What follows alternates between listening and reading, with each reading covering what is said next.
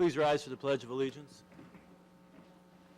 I pledge allegiance to the flag of the United States of America and to the republic for which it stands, one nation, under God, indivisible, with liberty and justice for all. Good evening and welcome to a sweltering Half Moon Bay for a Planning Commission meeting for Tuesday, October 24th. Can we get a roll call, please? Yes. Commissioner DeMond. Here. Commissioner Benjamin. Here. Commissioner Evans. Here. Vice Chair Holt. Here. And Chair Hernandez. I am present. Everyone is present this evening. Excellent. So we have approval of the minutes for 9/26 and 10/10. Do we have any comments on the minutes? Yes, thank you. I had to chose to recuse myself for the latter part of our most recent meeting, so I won't be voting on the approval of the minutes of the 10th. That's right. And I was not present for the September 26th meeting, so I will not be voting on those. So should we do this one at a time? Please. Can I get a motion? Move to approve the minutes of September 26th. Second. Can we get a vote? Aye. Aye. Abstain. Can we get Aye. a motion to approve the minutes for 10/10? I move we approve the minutes of 10/10/2017. Second. Can I get a vote? Aye. Aye. Abstain. Okay, so this is the portion of our meeting where if any folks have public comment on an item that's not on the agenda, they're welcome to speak. Not seeing any green comment cards or anybody waving their hands, I will close public comment, and then we will move to the first public hearing item. So,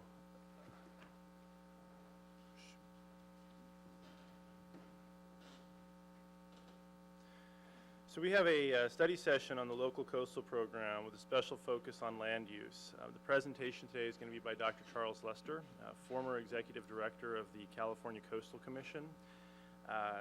Dr. Lester has a very distinguished career in the public sector, and I'm impressed that the city has retained his services, and I look forward to our presentation tonight, which will include an overview of the California Coastal Act framework, the city's 1993 Certified Local Coastal Program, and important changes and trends since 1993 that pertain to the approach for the LCP updates. Dr. Lester. All right. Thank you very much. I'm happy to be here tonight. And I'm going to give an overview of a number of issues that are relevant to your LCP update that's been launched, and hopefully provide the basis for some discussion of the key trends and considerations that you have going forward. I've been working on this for a couple months now, and so I've had an opportunity to get back up to speed with all things coastal in Half Moon Bay, and based on my experience at the Coastal Commission over the years, I know it's always been, it's always interesting in Half Moon Bay, and so there's a lot of creative tension around the coastal land use issues that you have. So I'll try to frame some of those out for you that hopefully will be helpful going forward. And I'm going to focus in particular on the Coastal Act framework, the coastal planning issues that you have to deal with in Half Moon Bay. And some of this is going to be simple stuff that you already know. Some of it might be more detailed, but bear with me. I'm trying to set a common ground for us as we think about these issues. So as you probably know, the California Coastal Act is a 1976 state law. It requires the planning and regulation of development in the coastal zone, and the act created a commission. There are 12 of them. They're appointed by the governor, and the Senate rules, and the Speaker of Assembly, political appointees from those three bodies in Sacramento. Generally, the statewide policies protect coastal access and recreation, sensitive resources, priority development, and those are the three major categories that I'm going to turn to in a minute. Cities and counties in the coastal zone must have a local coastal program, and that's what you're currently updating. That LCP needs to be approved by the Coastal Commission to implement the Coastal Act, as do any amendments to that local coastal program. So Hopefully, one of the things I can help with is some guidance on what you might expect as you go forward with the Coastal Commission. So Half Moon Bay is lucky to be entirely in the coastal zone. And this slide here shows you the coastal zone boundary in our vicinity, and you can see the city is well within the entire coastal zone. The coastal zone is pretty wide here as it goes statewide, and you can see on this map that it can also get quite narrow, and it does that particularly in urban areas like Pacifica, San Francisco, lots of places in Southern California. That was a political decision at the time of the Coastal Act, where would the boundary be, and I think people wisely decided that Half Moon Bay should be entirely within the coastal zone for a lot of obvious reasons that we'll get into. But you know, one of the benefits, I'm sure Joe might think of it as a benefit, is that this means your LCP is also entirely within the general plan jurisdiction. So you don't have a problem that some communities have, where they have a general plan outside the coastal zone and an LCP inside the coastal zone, and that creates a lot of confusion sometimes, particularly with the public, as to what the rules might be. So you're in the coastal zone. That means you need to have an LCP, and the LCP has two major pieces. It has a land use plan and an implementation plan. This is the front cover of your land use plan, circa probably actually in the 1980s, and then it became approved in 1996. So the land use plan needs to be updated, if only to bring it up to speed with current technologies and standards. The LUP, the land use plan, specifies the kinds, locations, and intensities of development that are allowable in the coastal zone. So that's comes straight from the Coastal Act. You must have an LUP that identifies those things, what you can do, where, and how much of it, basically. The implementation plan includes ordinances and programs and other measures to implement the land use plan. So typically that includes your zoning ordinance and your zoning designations. Most development in the city, as you probably know, must receive a coastal development permit from the city or the Coastal Commission, unless it's exempt for some specific reasons. And the definition of development, which you may also have encountered, is quite broad in the Coastal Act. So it includes any structural development, discharges, grading, changes in density or intensity of use, including subdivision. So what's covered under the Coastal Act for permitting purposes is really quite broad. And that's one of the issues you need to deal with and probably update within your LCP. There's also an appeal zone in the coastal zone, and so some of the development that the city would approve with a coastal development permit is potentially appealable to the Coastal Commission. And I should step back for a minute and just remind us that once your LCP is approved, that's when the city takes over the permitting authority under the Coastal Act. So up to 1996, the Coastal Commission had jurisdiction over all the coastal development permits in Half Moon Bay. It was only after the LCP was approved that authority came to the city. Once that happened, some of that development is appealable. And generally, this is the Coastal Commission's appeal map. Everything in the light blue is in the appeal zone. And you can see that the first public road, between the first public road and the sea, is by statute an appealable development. Where the first public road happens to be Highway 1, all of that area is appealable within it. Here you can see how it bumps down within that developed area to be closer to the ocean, and so this area is not appealable, for example, because of that criteria. Other criteria relevant are within 100 feet of wetlands and streams, within 300 feet of a bluff or a beach, and major public works like water pipelines, which I'll get to later on. But here you can see the mapping of some of those riparian corridors and the wetland. Here, there's another wetland down here. So those have been identified as appeal zones by the Coastal Commission, and this is the Coastal Commission's map of that jurisdiction. This is your zoning map, which I just put up here quickly to show you that you have also incorporated that appeal zone into your zoning map, mimicking what the Coastal Commission's put in their map. And hopefully that provides some guidance for people as to what they might expect in particular circumstances. So the land use plan and the general plan are both in operation also, and one thing it's important to think about when you do an LCP update is to what extent you're trying to harmonize or bring both documents into more harmony or integrate them better, assuming they need some of that kind of attention. Again, in Half Moon Bay, since you're entirely within the coastal zone, your LCP land use element serves as that land use component of the general plan. So this is the, again, vintage land use plan map. That's the best copy we could come up with from the Coastal Commission that has the zoning that was put in place originally, the land use designations. This is your land use planning map, which is intended to reflect that LCP map. So one of the advantage, again, of an update is bringing your documents up to current standards and more accessible and more user-friendly, all of those sorts of benefits of an update. Just one more comment on this relationship. If push comes to shove in the coastal zone, the land use plan, the LCP would be controlling over these land use issues that are in state statute, with the exception of things that might be specifically ruled out of that jurisdiction, like affordable housing, for example, at this time.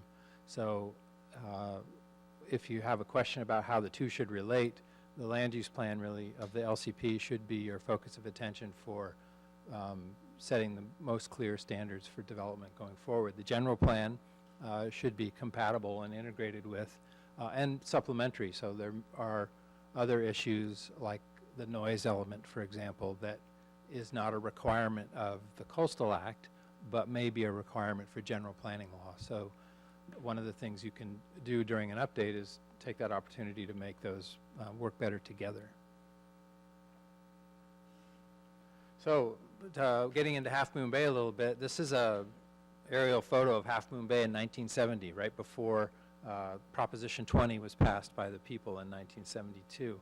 And I just think this is a really great place to start with understanding why you have the LCP you have and why you deal with some of the issues you have, because you can see at this time, Half Moon Bay was still less than 5,000 people.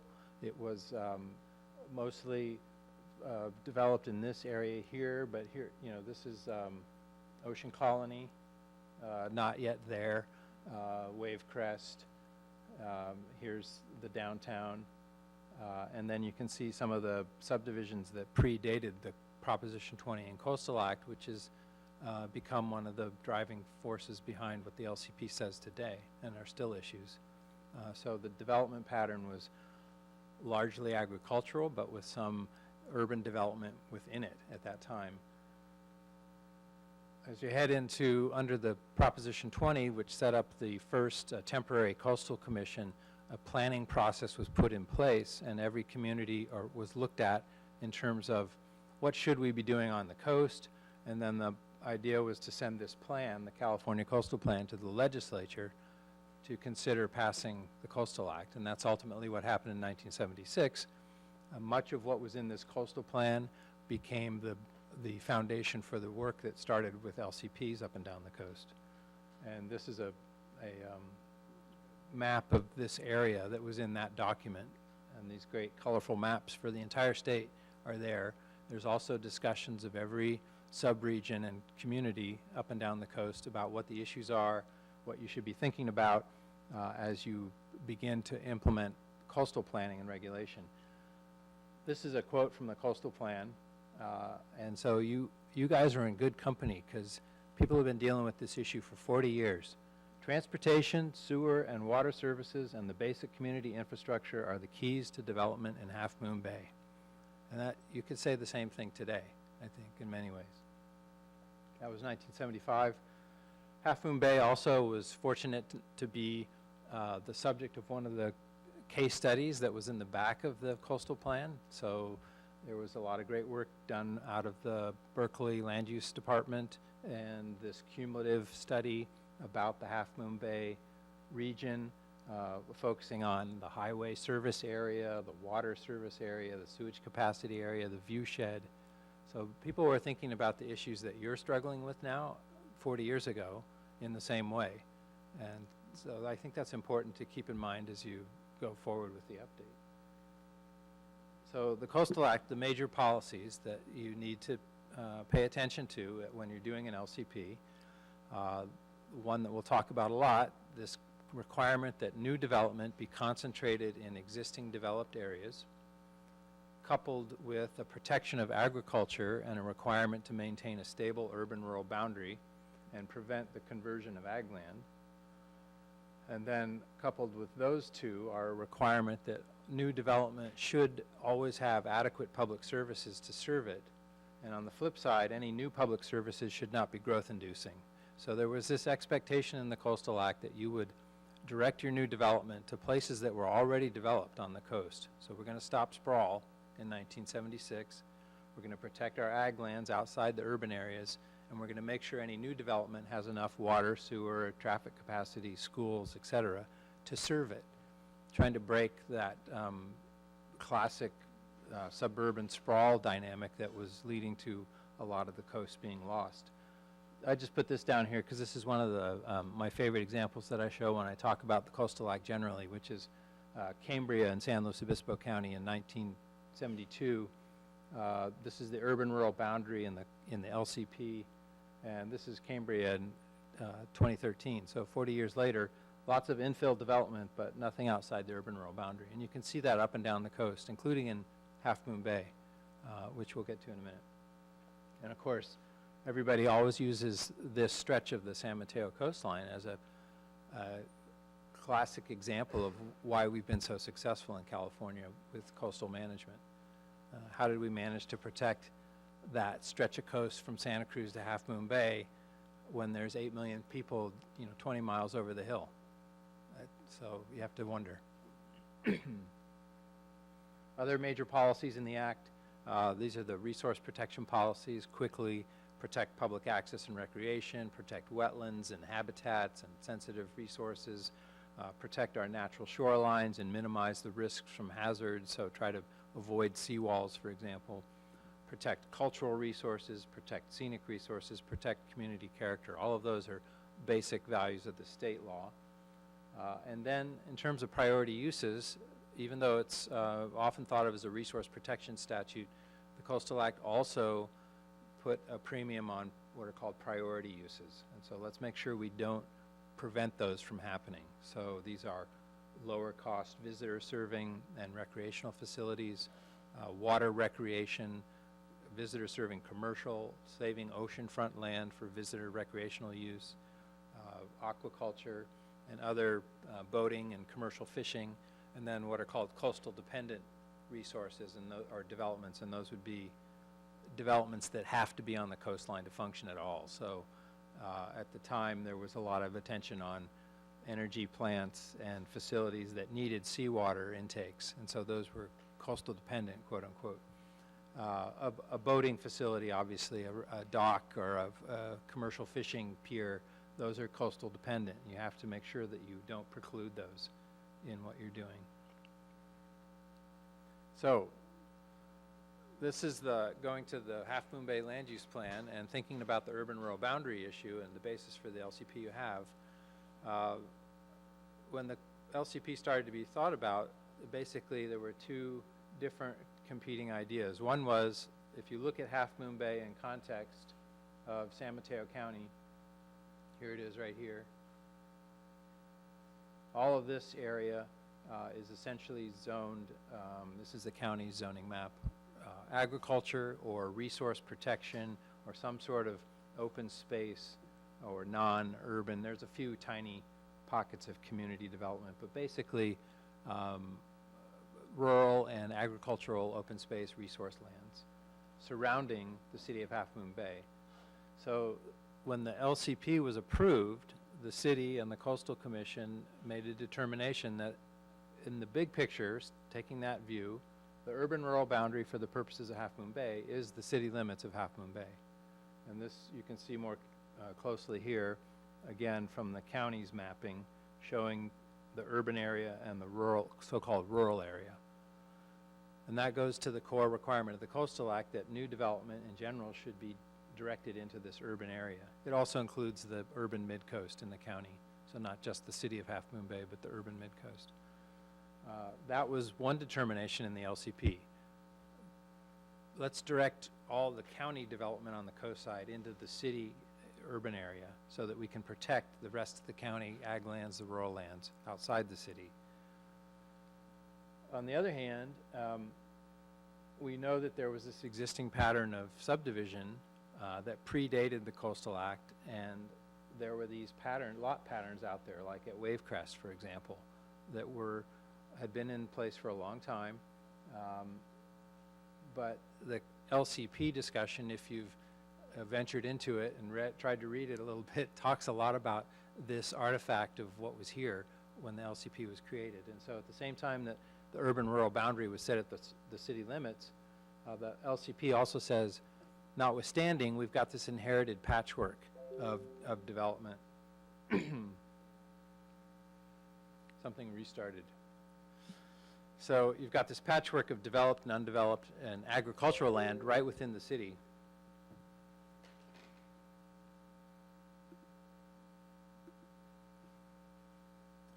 There's your mute button. Anyway.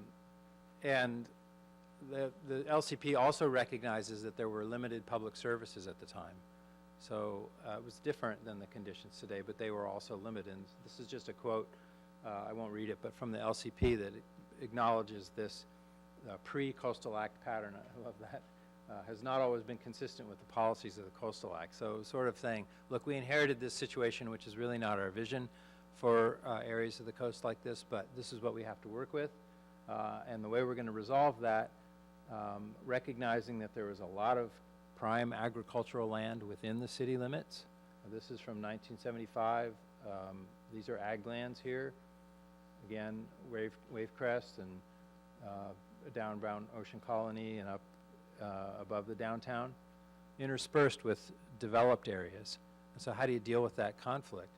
Well, the LCP at the time and the folks working on it concluded that in general these urban conflicts with ag have pretty much resulted in the future loss of ag capacity on those lands. So farming is not going to be viable over the long run. Nonetheless, we want to phase the development of these areas because we recognize we have limited services. So they focused in on the actual needs and capabilities of the city and looked at the types of land that were yet to be developed and began to categorize those and phase those. 4 categories basically: quote-unquote developable lands, and then the urban reserve, the open space reserve, and floriculture, horticulture lands, the greenhouses basically. So phasing became the second half. Even though the city is an urban area, we're going to phase development within the city because of the reality of this fragmented land use pattern. Those categories, generally, the urban reserve can be developed after substantial development of designated development areas. So first you have to develop your developed areas, then you can move into your urban reserve. Open space reserve can be developed after all other developable land has been developed.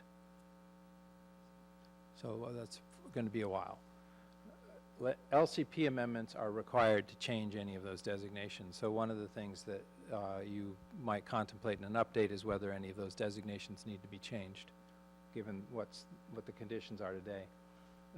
This shows you the light green is the open space reserve lands on the perimeter, and the dark green, you've probably been over this, is the areas of urban reserve in the city.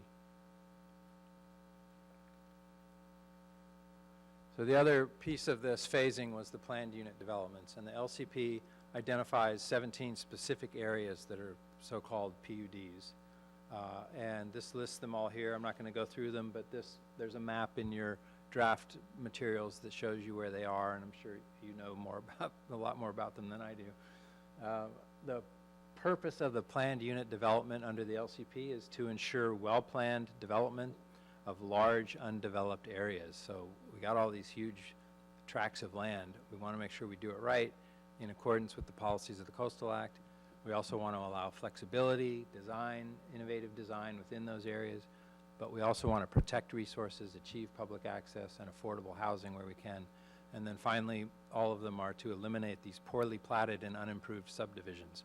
So a recognition that this pre-Coastal Act subdivision pattern just wasn't going to work in the long run. There's specific policies that frame out how to go about working with a PUD, including a requirement that they be planned as a unit,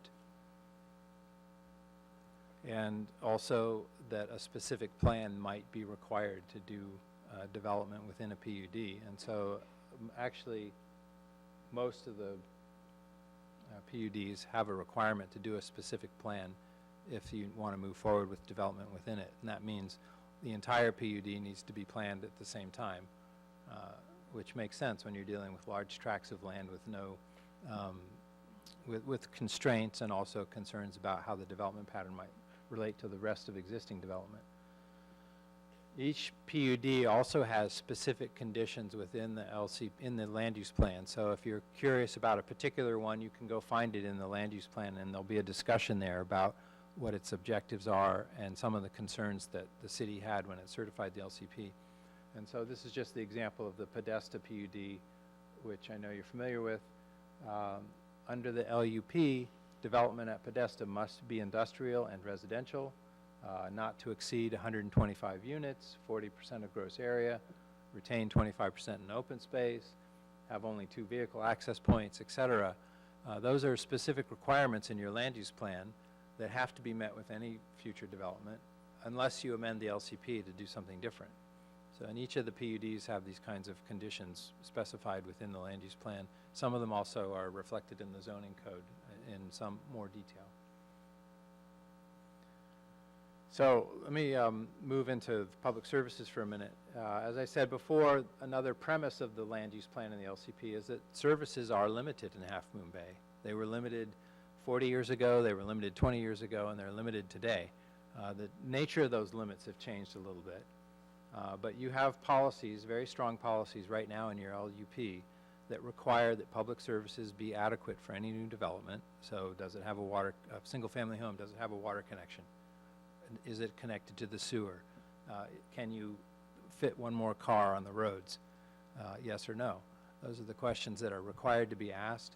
The Planning Commission and the City Council are required to make a finding about that to make sure that there are. And if there isn't adequate services, that can be a basis for denial of a development. And that wouldn't be the first time in Half Moon Bay that would have happened.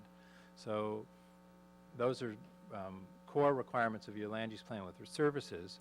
New services that you might permit, like a new water project or a new sewage treatment plant, those capacities cannot exceed your projected build-out, whatever that might be. And that's another question that has to be dealt with in an update. Finally, the one that you're have been struggling with for some time, and I think are continuing to deal with, is the highway capacity. And your LUP has specific highway capacity limits within it. So the highways 92 and 1 must be maintained at a level of service C, what's called a LOSC, except during peak commuting and these recreational 10-hour averages when you can go to LOSE. The problem, as we'll get to in a minute, is that you've been at LOSF in a lot of places at those times. That's a problem under the LCP. The LCP also incorporated growth management through Measure A and Measure D. Your original LUP included the Measure A 3% annual growth to recognize limited services. In 1999, the city residents passed Measure D, acknowledging that while things are getting pretty tight, I think particularly with the highway, you lowered your growth rate to 1% with an ability to increase that 1.5%, concentrating development in the downtown. I know you've been over some of this recently, but this was the downtown area that came with Measure D, this very creative shape. And this is the downtown area that I understand you were discussing recently as a potential revision to that idea. But again, you're speaking directly to the Coastal Act requirement to concentrate development in Measure D and with this focus on the downtown. And so I think you're right in the wheelhouse of the Coastal Act when you think about ways to continue and better concentrate development within the downtown core. because that would be completely consistent with the state law. I just put this up here to show you what's actually happened in Half Moon Bay, population growth-wise from the 50s, down below 5,000 up to around 11.5 or so in 2000. This line here is what the 3% growth would look like if you'd actually been able to maintain that. You can see it's you'd be up over 20,000 people in another few years, whereas under the current conditions, some of that's the growth control, but also current actual limitations have kept your growth at about 1% for the last 10 years or more. This is a good view of what's happened with actual building permits in the city, and you can see there was quite a peak in the late 80s. This is when the new water supply came online, which I'll talk about in a minute, and everybody took advantage of that. Then things tapered off. We went into a recession. These gray ones are the multifamily structure, so I think that's the senior housing project at the end. And this is a theoretical maximum projected new units under Measure D if everyone who could get an allocation came in and got it and actually built those. You know, projecting out a 1% growth rate for 10 years, you could imagine maybe 684 units coming in, with 2/3 of those being in the downtown. But in recent years, you haven't come close to those numbers, and so there are a lot of reasons for that, but this is just your theoretical maximum if you had the services and all the other economic factors that would support that. So briefly, I focused on the development and the growth management policies which are in your LCP right now. You obviously have the other areas of the Coastal Act that are relevant to Half Moon Bay addressed in your LCP, and you're dealing with those as well, and those have to be dealt with in relationship to all of the other policies. So the document is an integrated document. Many of the issues that surround whether or not a PUD can be developed are related to public access and sensitive habitat and coastal hazards.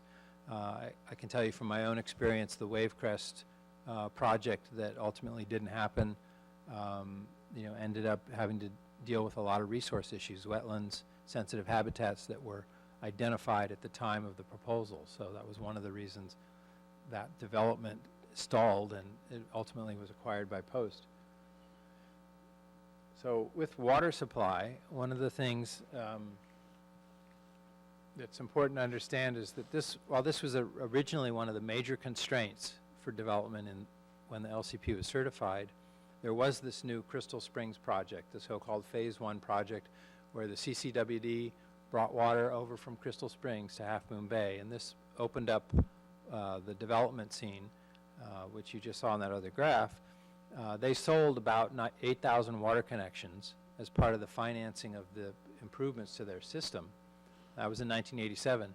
Those were sold connections out there in the marketplace, and that's currently where you can find them if you want a water connection for new development. In 2003, the Coastal Commission issued a permit on appeal to the CCWD for their pipeline expansion. Some of you, I'm sure, remember this. At that time, the Coastal Commission concluded that the Highway 1 capacity and 92 capacity was essentially beyond the levels required by the LCP. There wasn't enough traffic capacity to support new development within the city. And so what the Coastal Commission did through that permit was say, okay, you can finish the water connections you have available under Phase 1, but until such time as you address the traffic issue, we're not going to expand any water supply. So that's an important constraint to think about in the future, is that right now with water supply, you're capped at the existing connections that are out there. And that number is about 900 right now, available from the private marketplace. And the CCWD can't expand the number of connections unless and until the traffic issues are dealt with. So keep that in mind. Another thing that's been going on the last 15 years is a focus on lot retirement within Half Moon Bay. This really began with the Wave Crest project that I mentioned. That was appealed to the Coastal Commission. The Coastal Commission started again focusing on this traffic capacity issue and the fact that if you built out all of the theoretical lots in Half Moon Bay, it just couldn't happen. It wasn't physically possible. So there needed to be a way to reduce the development potential within the city. And they identified this idea of lot retirement. If you're going to do a subdivision and create 200 more home sites, you need to take 200 home sites somewhere else off the books. That was the concept. That was discussed extensively in Wave Crest, but Wave Crest never happened. Pacific Ridge, though, did happen. This is the Dykstra Pacific Ridge PUD, also known as Ilanto. That was appealed to the Coastal Commission. There was litigation, and there was a settlement of that permit. The permit that was issued included an in lieu fee for lot retirement. So not actual lot retirement, but the developer in that case was required to pay a fee in order to support lot retirement in the future. In the Carnoustie subdivision in 2007, Carnoustie actually, or Ocean Colony actually included the retirement of 34 lots within that project. That was appealed to the Coastal Commission. The Commission found there wasn't any issue, in part because they dealt with the lot retirement issue. And then finally, Gibraltar Capital, I don't know if that Creekside, I guess is called now, Bridge Street? Church Street, right? That's 10 or so lots along the creek there. That also required lot retirement in 2014, and I think it's being reviewed again currently. So lot retirement has been a common theme now for the last 15 years as one of the ways to deal with traffic capacity issues. The last piece of that is the San Mateo County Mid-Coast LCP update, which the Coastal Commission approved in 2012. And a couple key features of that. One, it limited growth in the mid-coast of San Mateo County to 1%. And for them, that was 40 units a year. So think about that. Right now, your allocation was 44. 1% was 44. For them, it's 40. So together, you can imagine 84 units a year, potentially, plus your 0.5%. In that case, they included affordable and second units in that count. They also have a requirement that that's the growth rate unless and until, again, a comprehensive transportation management plan is added to the LCP. They also required offset for traffic impacts, for direct development impacts. And then finally, this last bullet, the LCP requires the transportation management plan, including consideration of in lieu traffic mitigation fees and mandatory lot merger. And a lot merger is not the same as lot retirement, but it's another mechanism available under the Subdivision Map Act that can enable a city or a county to require that substandard lots be merged to create standard lots. And some of those lots out in Wave Crest and other places, for example, are considered substandard under the zoning. And so that's led to this Connect the Coastside project, which you're probably familiar with. That was, comes out of the requirement of this county's LCP to deal with this issue. You probably know, if you don't, it's important to know that their work has confirmed and refined our understanding of how bad the traffic issues are.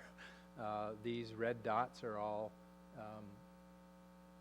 unsignalized LOS exceeds standard. The ones with black circles are signalized LOS exceeds standards. The red segments, in other words, most of the highway system within the city is segment exceeds LOS standards. So you're exceeding the highway standards relevant to both normal highway planning, road capacity planning, and the LCP. So the draft document that was issued considers a number of different improvements and strategies for dealing with the traffic issues. It's also recommending lot retirement and lot merger and mitigation fees as part of that draft.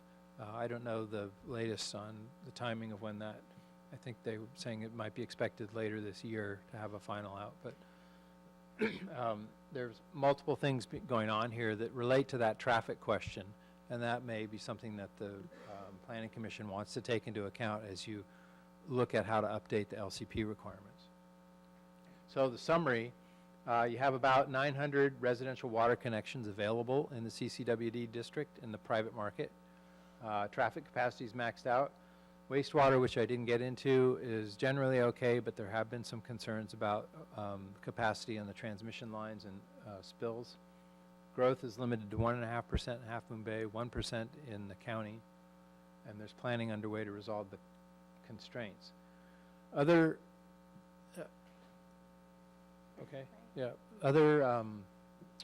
major topics that are change conditions that you want to keep in mind as you go forward. There's been a lot of changes, notwithstanding the constraints and some of the development that has happened. There have been a lot of changes that you need to deal with in an update, and that's what the update's for, is to bring your document up to current standards with today's conditions. One of those obvious ones is some of these PUDs have been built or are building out. So simple updates. Let's update the LCP to say what is actually there now, what's happened. Pacific Ridge is building out, and there's no longer a question about what's going to be there. Others have built out as well. You've also seen significant land acquisitions, particularly in the Wavecrest area. And this is a map from the Coastside Land Trust that shows their view of what's been acquired or what is currently land protected by the CLT in blue. And it's hard to see here, but there's a lot of little blue properties here. And then the land in green, my understanding is that's post or other protected land. So there's been quite a lot of land that's been acquired, and that's something to consider as you think about whether the PUDs need to be updated in any particular way. Also, you're dealing with new agricultural issues.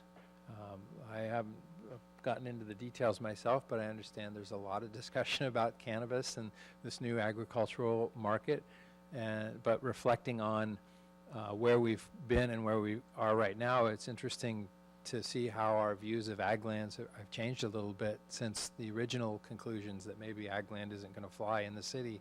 There are still agricultural issues and meaningful questions to think about with respect to that, including this was the recent Andreotti acquisition, which Post was involved in and has put the land into an agricultural conservation easement. So community agriculture has been an emerging trend in a lot of urban areas as something that maybe that is a viable agricultural use within an urban setting.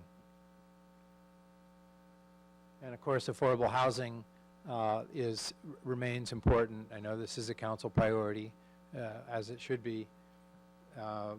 The Coastal Act, I could go into more detail on this if you want. The Coastal Act doesn't require you to do affordable housing. It used to. The original Coastal Act had a requirement to do affordable housing. The legislature took it away from the Coastal Commission in '81 because they were actually requiring inclusionary housing at 20 to 25%. And had actually required quite a few units to be built. So they took that away, but you still need to do it under general plan law and housing law, and you can do it, in my opinion. I still believe this. You can do that in harmony with the LCP. You just need to find the right places and the right incentives to get it done. And so you have a housing need allocation that has been set out by the Bay Area assessment of providing 52 very low, 31 low, 36 moderate, and 121 above moderate units, housing units. I understand that the council study sessions have focused on different categories, providing new permanent housing, rehabilitating existing, and encouraging other kinds of activities that might support affordable housing. Important issues that have come up are, what about water connections for affordable housing? It doesn't seem right that affordable housing would be paying $60,000 per connection for a unit. What about accessory dwelling units, and how can we maximize the use of those as an affordable housing strategy? What about partnering with developers for the low and the very low? And then what about this issue of short-term rentals? And that's been a statewide issue, what to do with Airbnb and all of the internet-driven tourist economy that's been coming in and really putting pressure on communities, that tension between being a visitor-serving attraction and being a nice place to live. And you know, somewhere in between, maybe there's a sweet spot, but that's definitely an issue, and it definitely affects affordable housing, depending on where it's happening and how it's happening. And then finally, there are other issues which we're not going to go into unless there's discussion. Resource protection, you're undergoing some updated habitat mapping, access and recreation, shoreline management and coastal hazards, sea level rise, and community character are all important topics for the LCP to deal with. So hopefully that overview was useful. I think it's important to anticipate where your update might fall within the framework of the Coastal Act and how those issues have to be dealt with, and also consider creative ways to keep striking that balance that you've always been struggling with here. So, thank you. I didn't say we could stop for questions, but now we could. I don't know what the protocol is here. Questions now or public? Or Thank you, Dr. Lester. That was great.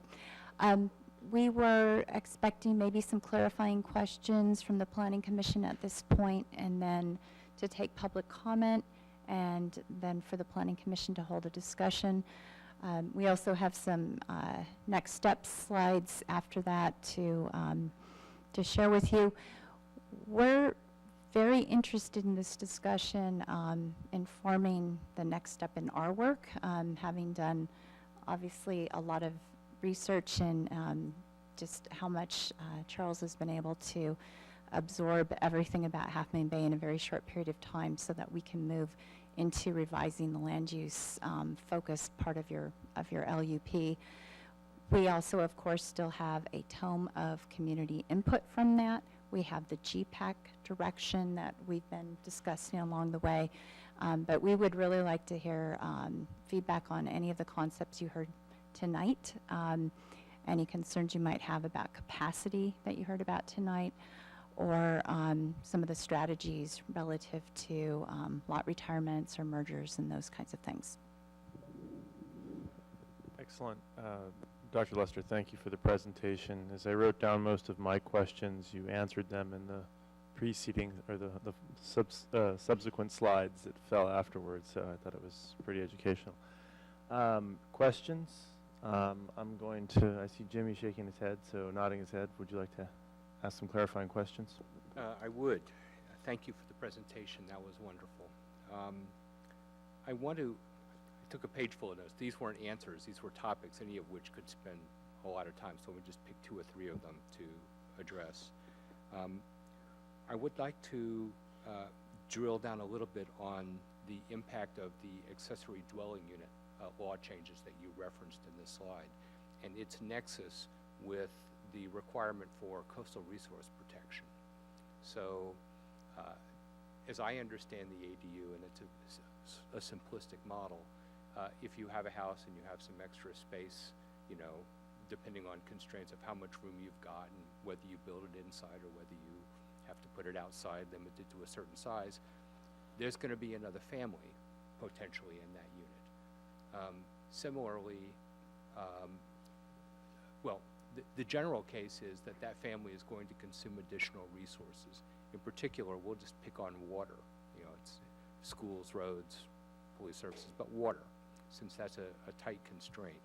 And I'm trying to understand whether, in a situation where it's almost ministerial to grant these permits, you know, we don't have public hearings, what the procedure is and how we need to take care in writing our local coastal program to retain the ability to protect those very valuable resources while honoring the accessory dwelling unit laws that the state has pushed forward.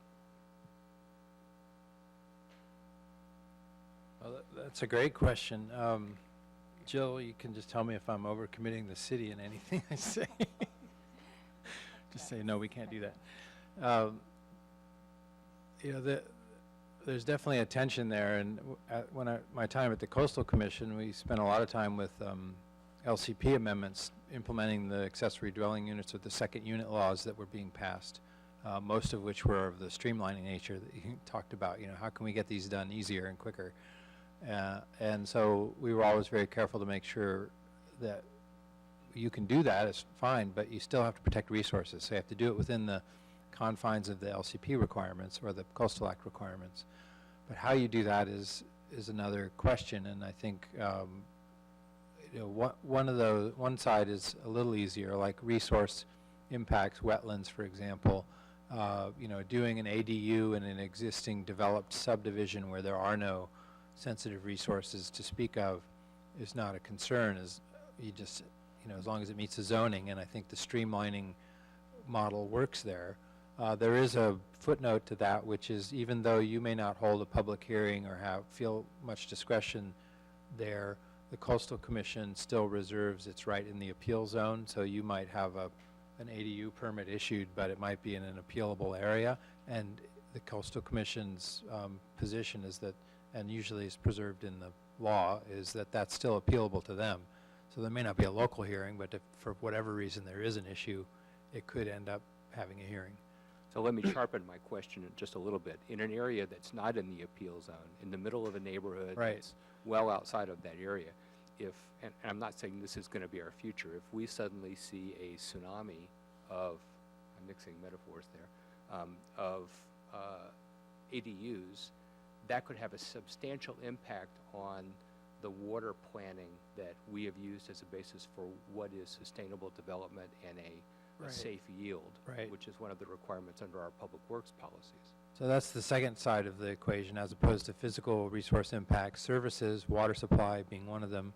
I think ideally the city would look at that question, and ideally as part of any update, you'll be re-examining what is the current condition of our resources, services available, so a water supply analysis, how much water is there, how does that relate to the connections available, how much water is being used, what would happen to demand if X, Y, and Z, and then so you get a sense of, well, how much of a problem is it, because that water supply question through the connections is a little tricky and hard to get your hands around, depending on what you're talking about, because it's managed through connections, not necessarily how many fixtures or what kind of use is using it. So how much water is actually being used is an analytic question.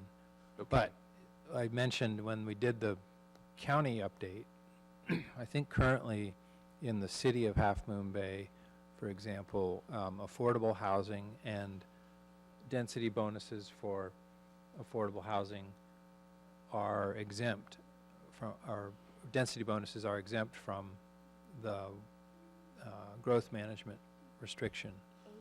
The ADUs, right. So in the county, one of the things the commission specifically did was require ADUs, second units, and multifamily housing to be counted within the growth numbers. So that 1% includes those. So in theory, if you're okay with the 1% as a way to manage water demand, then you'd be taking that into account.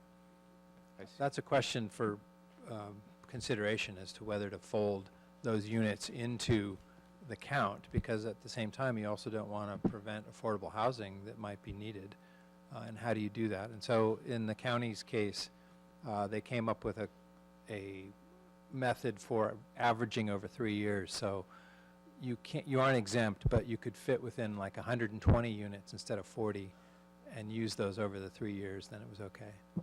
So I'll ask one other question before I yield. Thank you for your forbearance. And that was, you had a slide, no reason to go back to it, but we were talking about the appeal zone, and the definition included the boundary and proximity to certain land features. The way that has worked practically in Half Moon Bay over the 20-odd years that I've been here is that the only features we've known about are Frenchman's Creek and Pilarcitos Creek and a few others, but they never get, rarely have they been added to the local coastal plans habitat and water resources overlay. Consequently, when someone calls and says, why is there a new development going up the street from me where there's this Isha, and someone makes a call and tries to find out, the answer is, well, there's no Isha there because I don't see it on the map. And it seems like there's a catch-22 in our structure. You know, these updates are the rare opportunity to document what we know, but you know, habitats change. We have rules that say it's a living document and we're going to find it. But the appeal decision, the appealability to the Coastal Commission decision doesn't have that living quality unless someone spends a substantial amount of effort to try to persuade someone that there's an Isha there. And that's not what you typically see from a landowner. Are there other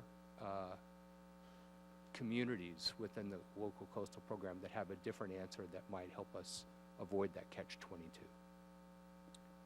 I think the general approach and approach that the Coastal Commission has taken also has been to update your resource maps with the best available information at the time.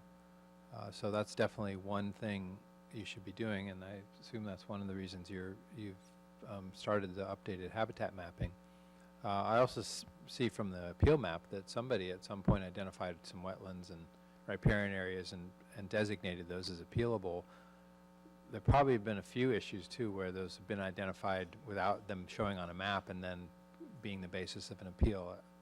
I can't say for sure, but the commission is always very clear that it's resources on the ground at the time of development that determine how you treat something, and that would go for appeal jurisdiction as well. And so I think it's always important for local governments to clarify in their mapping that just because something isn't on the map doesn't mean it's might not be there. Similarly, there might be something mapped that disappeared for whatever reason and is no longer, maybe a wetland, you know, for climate change reasons disappeared. You wouldn't want to map it as a wetland any longer, and it wouldn't be in an appeal zone. So it cuts both ways, and I think you need to provide for the a process, and this is what I'm familiar with in updating LCPs, is building in, typically in the IP, at the ordinance level, what is the process of review so that you make sure that you are getting the right biological review to identify resources that may be there, sort of thresholds, and then that triggers certain procedures or not. Okay, thank you. I'll yield. Brian? I've got no questions at this point. Thank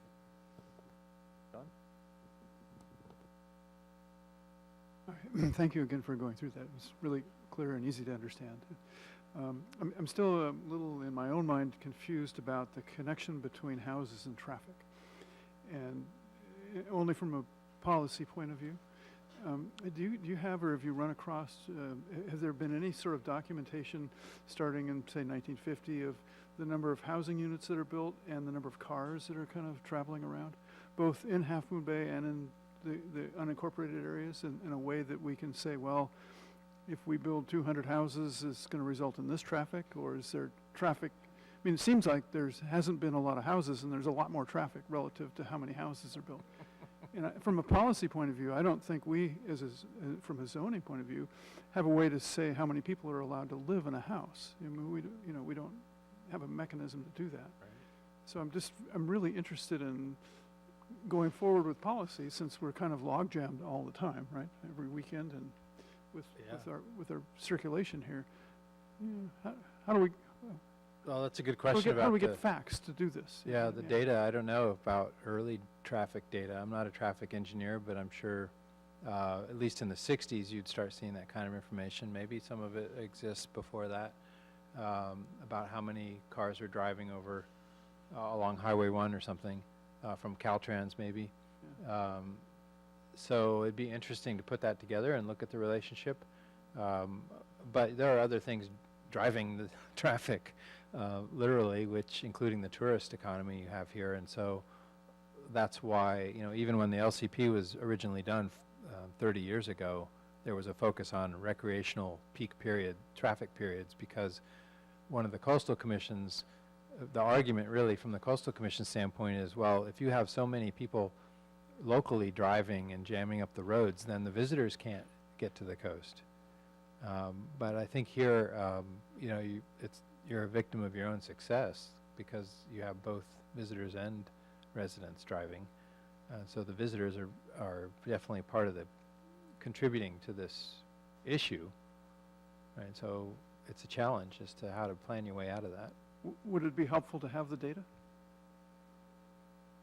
I mean, right now we get kind of animated because somebody wants to build a hotel or a house or something. Well, I think, And we don't have any data to back that up. to yeah, say, let me well, just add that I know there's a lot of current data and traffic modeling that's pretty sophisticated. So when you think about building X number of houses or putting a new hotel in somewhere, there are people experts in the field who will tell you how much traffic it's going to generate and what kinds of traffic. You know, there may be reasonable arguments about some of the details in that, but there are people you can get to answer those kinds of questions. How does how many cars come with a new house? You know, that's Well, so it's just a question. If it seems to me it would be helpful if I had a simplified graph of Traffic some model. kind that just said, well, you know, these are the amount of houses that have been added, and here's the amount of traffic that, and we can kind of draw conclusions of where the traffic is coming from. But it seems like it, because it seems kind of anecdotal now and kind of not encompassing of the whole coast side. And so it's a question, and I don't know if it's even possible to generate that. So on the really technical side is the two-county traffic model, the CCAG VTA traffic model, which does an excellent job of projecting forward to the ABEG growth numbers for every jurisdiction in San Mateo County, Santa Clara County, and then of course all the counties around us, how the traffic would flow through. Those models are good for the major roadways, and but they're not great for the kind of the detailed elements that you might study in a site-specific traffic study, say for a development proposal, which is the kind of traffic models that you see presented in traffic reports. That said, that's all, it all comes out to LOS, and it's not very helpful and not relatable. I really thought personally, and we've talked about this a bit with the GPAC, that the Connect the Coast Side work, where they were looking at other performance measures, in particular the delay standard, was especially helpful in looking at what the real experience would be on Highway 1 relative to different amounts of growth and how much longer it would take to actually traverse certain segments of that roadway for different projections. And we could bring their data in. It was, I thought it was some of the best traffic study work I've seen. So why don't we start with that, because it's already available, and Half Moon Bay is included in their scope of their study area. Great.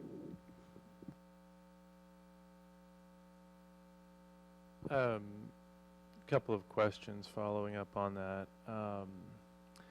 Given that it's, you know, we have between 20 and 40 housing units we can add a year, sort of taking John's question a little further and projecting out, should we be thinking about new development in light of traffic and say, well, normally if you do a big project like you add a hotel, you're going to do a traffic study, and that's required under CEQA because we know there's going to be an impact for that big project.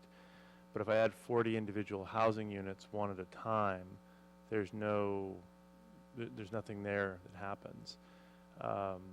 Is this something that we should be thinking about, or do we have a way of addressing that, like the 40 houses a year that we know we're going to add every year, the secondary dwelling units?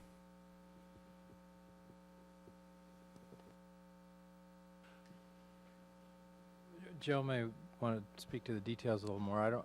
I definitely think that's a question that should be looked at, especially when you get to the IP and some of the details of, you know, what are the requirements for a new unit based on good data of what you think the actual impacts are of a new unit, including ADUs, in my opinion.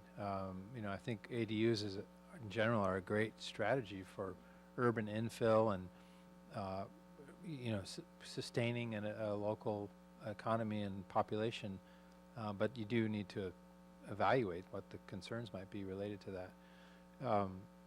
One of the things that sometimes happens is there's, for any unit, is an impact fee, like in a lot of areas. So, you know, a sidewalk fee or a school fee or a sewer fee, and you can have a traffic fee. And I think you do have a fee, and then that, you know, fee would go to a programmatic effort to address the issue. The Coastal Commission's understanding of the in lieu fee that happened with Pacific Ridge is that that was a fee that would then go to lot retirement. So it would take development potential off the books and deal with the cumulative issue that way. But you can also direct fees to intersection improvements or roundabouts. I don't know. People are talking about those, you know. So, you know, you can direct the fees to the efforts that you've identified as that you think will address the problem. Can I just, I'm sorry, Rick, can I just follow up on that? Can that traffic impact fee be applied to pedestrian projects as well?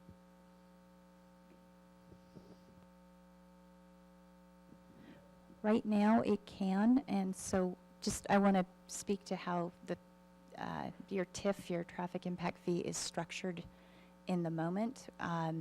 So usually the way it works is you get a list of improvements, and that can include pedestrian or bicycle improvements.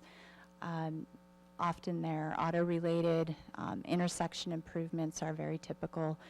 And an assessment of round numbers of how much they will cost is added up, and then there's growth projections, and we come up with an equivalent dwelling unit or some kind of standard for how to charge that fee. The ideal for the standard kind of TIF like this is that you'd update it at least every 5 years, and hopefully more frequently than that, because projects cost goes up over time, and possibly your priorities for what kind of projects you may want to have could change. If your development projection is reduced, then for example, then the rate per dwelling unit or whatever your equivalent unit is would go up. So you want to make sure that you're getting enough out of each of these units. The fee is paid at the time of the issuance of actual development happening, so we tie it to the building permit. But what I think is really interesting is what Charles mentioned about lot retirement, or, you know, there may be other ways of producing what we would call the nexus. You have to have a legitimate connection between charging that impact fee and how that fee is going to be applied to mitigate what the purpose of the fee is. So that would be different and new for us, but something interesting to think about.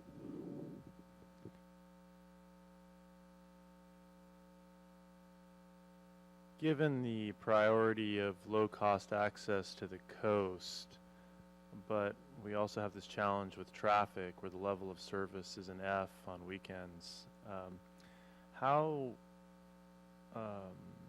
acceptable would it be, or is this, have you considered a policy that would limit the number of cars coming into Half Moon Bay, a toll system or an actual limit, and then providing public transportation? Is that something that could pass muster with the Coastal Commission?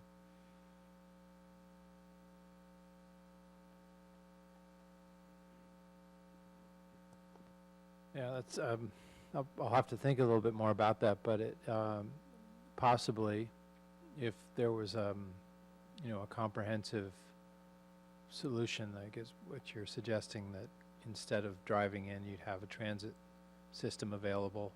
You know, I think for most popular areas on California's coast now, that's the reality anyway, is that getting there by car is not an option for many people anyway. So we need transit, and so it's to the city's advantage to think about transit alternatives. The idea of a toll, you know, in some cases might be interpreted as an impediment to or restriction on access. But I mean, I'm having a hard time thinking of an example of that. There was some discussion of having a toll road going into Monterey. That may still be on the books, but it was basically a a revenue generator for all the people coming from the Bay Area to the Monterey Peninsula, as a way to finance the transportation system, not a way to limit the number of people coming in necessarily. So I think, Intent would matter, something like that. Is there anything yeah, about- potentially, yeah. The commission has focused a lot on parking and fees for parking, and also residential parking programs. So, that's not the same as a toll, but it's a way to manage visitors by either prohibiting them from parking in certain neighborhoods at certain times, or by charging them a lot of money to come and park. And those have both been issues for the Coastal Commission. In fact, I think there was an LCP amendment in Half Moon Bay a few years back to put in place residential permit parking in the northern end of town. So those are definitely concerns that they'll look at. Okay, great. I don't have any other questions. I just want to jump in on your last question. It seems like we would need to find a way to differentiate. Of course, we're familiar with the Clambake toll for the highway off Monterey, and there was a big fracas for a toll road going from Mission Viejo out to the south coast, with Costa Mesa. I can't remember the name of the other end.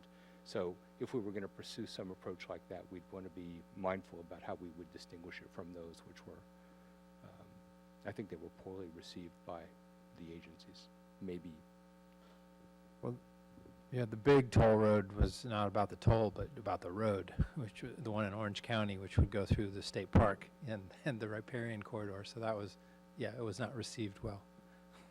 Okay, great. I think we're done with questions from the Planning Commission. I see one person waving a green comment card. I'll ask her to bring that over. And if you would want to just make a comment, if you're interested in speaking, you can fill out a comment card later. Sarah Polgar, followed by Mike Ferrara.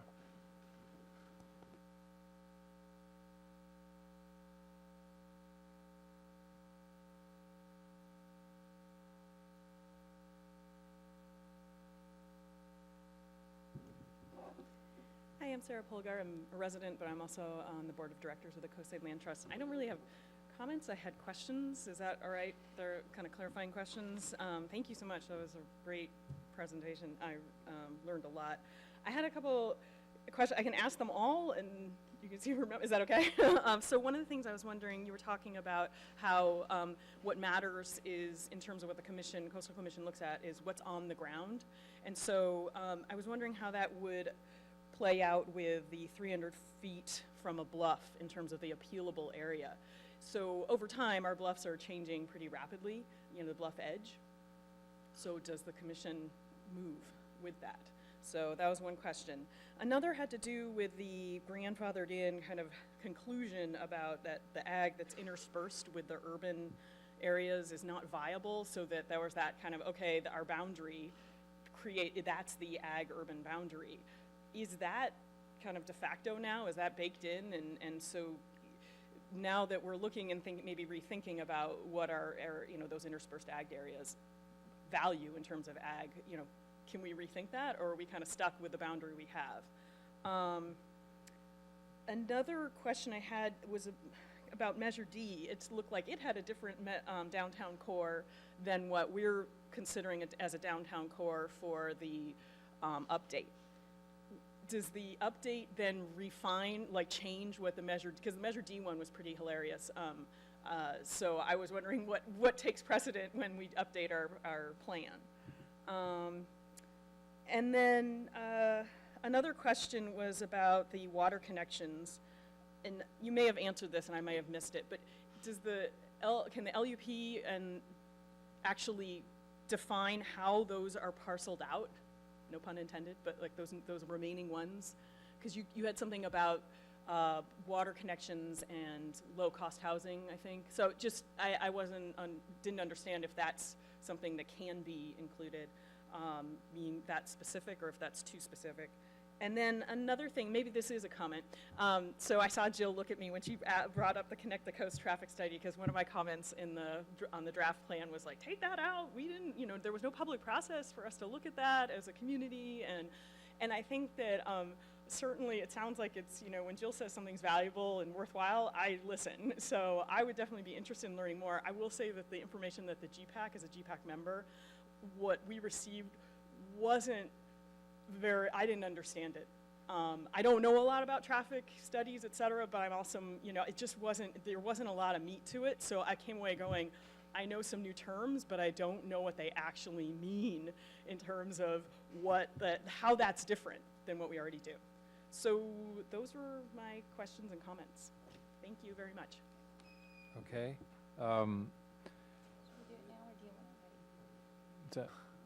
Why don't I have the questions written down. Why don't we just take the other public comments and we'll come back to the questions.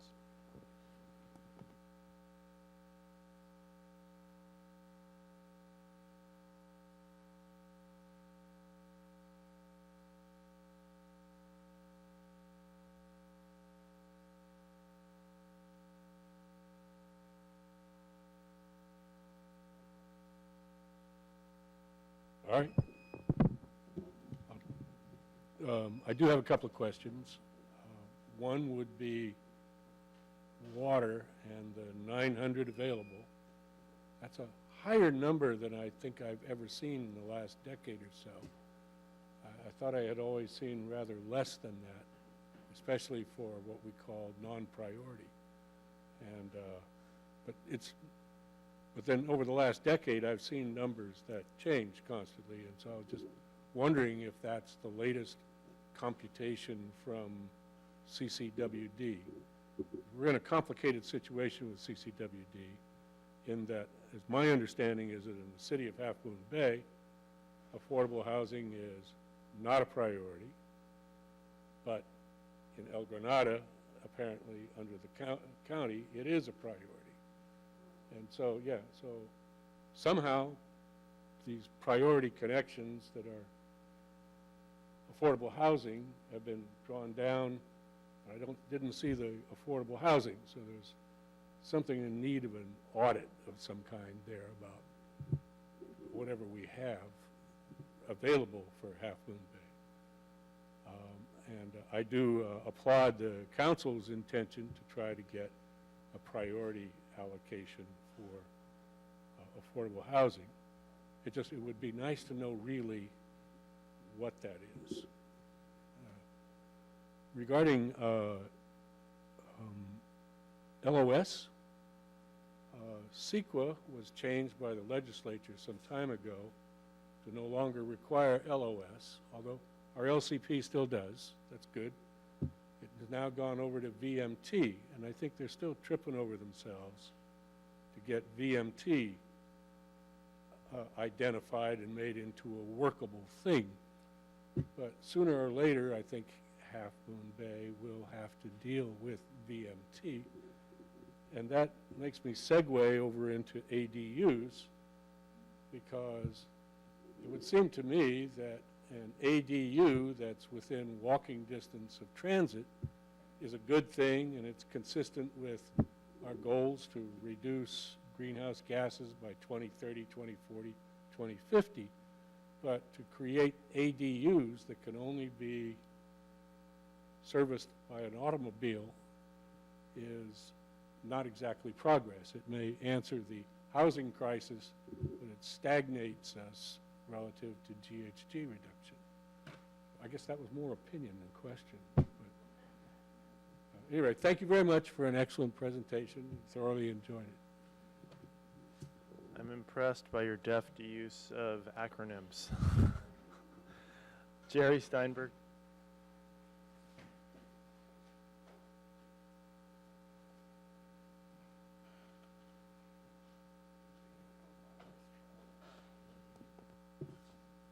I thought the presentation was fabulous.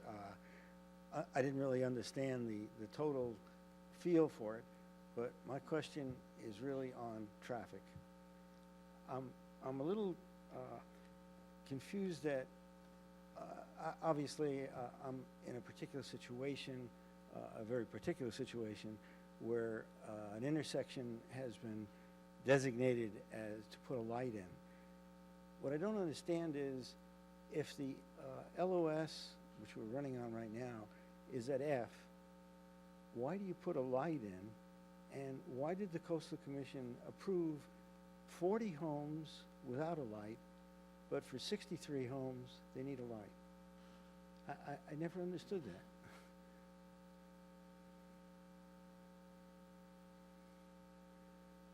Yeah. Go. I mean, to be honest with you, I did make a presentation at the Coastal Commission, and you were there. In other words, the concept of putting in a light is fine, but if you want to widen the highway, people want to keep it rural. And the Coastal Commission has always indicated that for a rural community, you would have 2 lanes. So there's this conflict. And the Highway Department really is, they're kind of caught in the middle. They don't control the money anymore. The money either comes from local people, local agency, or from a subdivision. And I mean, the particular one that we're looking at is there was a decision to put in a light and widen the highway, but it was never recorded. It was never written down what exactly would be done. Never. I mean, we're convinced of that. And it wasn't done by the Coastal Commission. It wasn't done by the city. So where'd it come from? I mean, how does the Coastal Commission decide which way to go? I don't understand. I mean, and how do they get by the idea that you're trying to keep it rural, you're trying to keep it 2 lanes, but if you put a light in, you're going to increase it to 4 lanes? I don't understand. I just would like an explanation of that.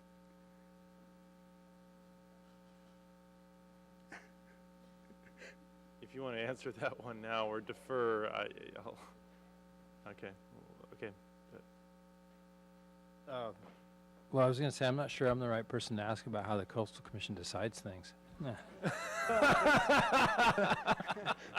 But you were the director when this decision was made, and the decision is formulated in a settlement agreement with the Coastal Commission, the city, and You're Pacific talking Road. about the Ilanto case, I think, and whether there should be a light at Terrace Avenue, I believe. Or and a light anywhere, Terrace. Yeah. Well, what I do remember is a lot of discussion about that Yeah, issue. obviously, a lot of it is I documented. I can't tell you why the light hasn't happened, right? I'm trying to remember the details.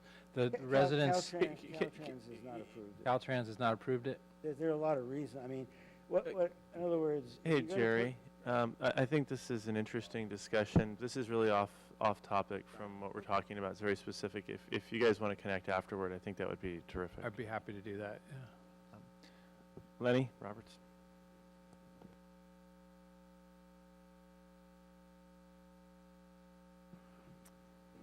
So, good evening. I'm Lenny Roberts, Committee for Green Foothills. I'm on. It's got green. I'm just not. Speak closer. Okay. There. Okay. So, and thank you very much for coming and giving us that great presentation, Dr. Lester.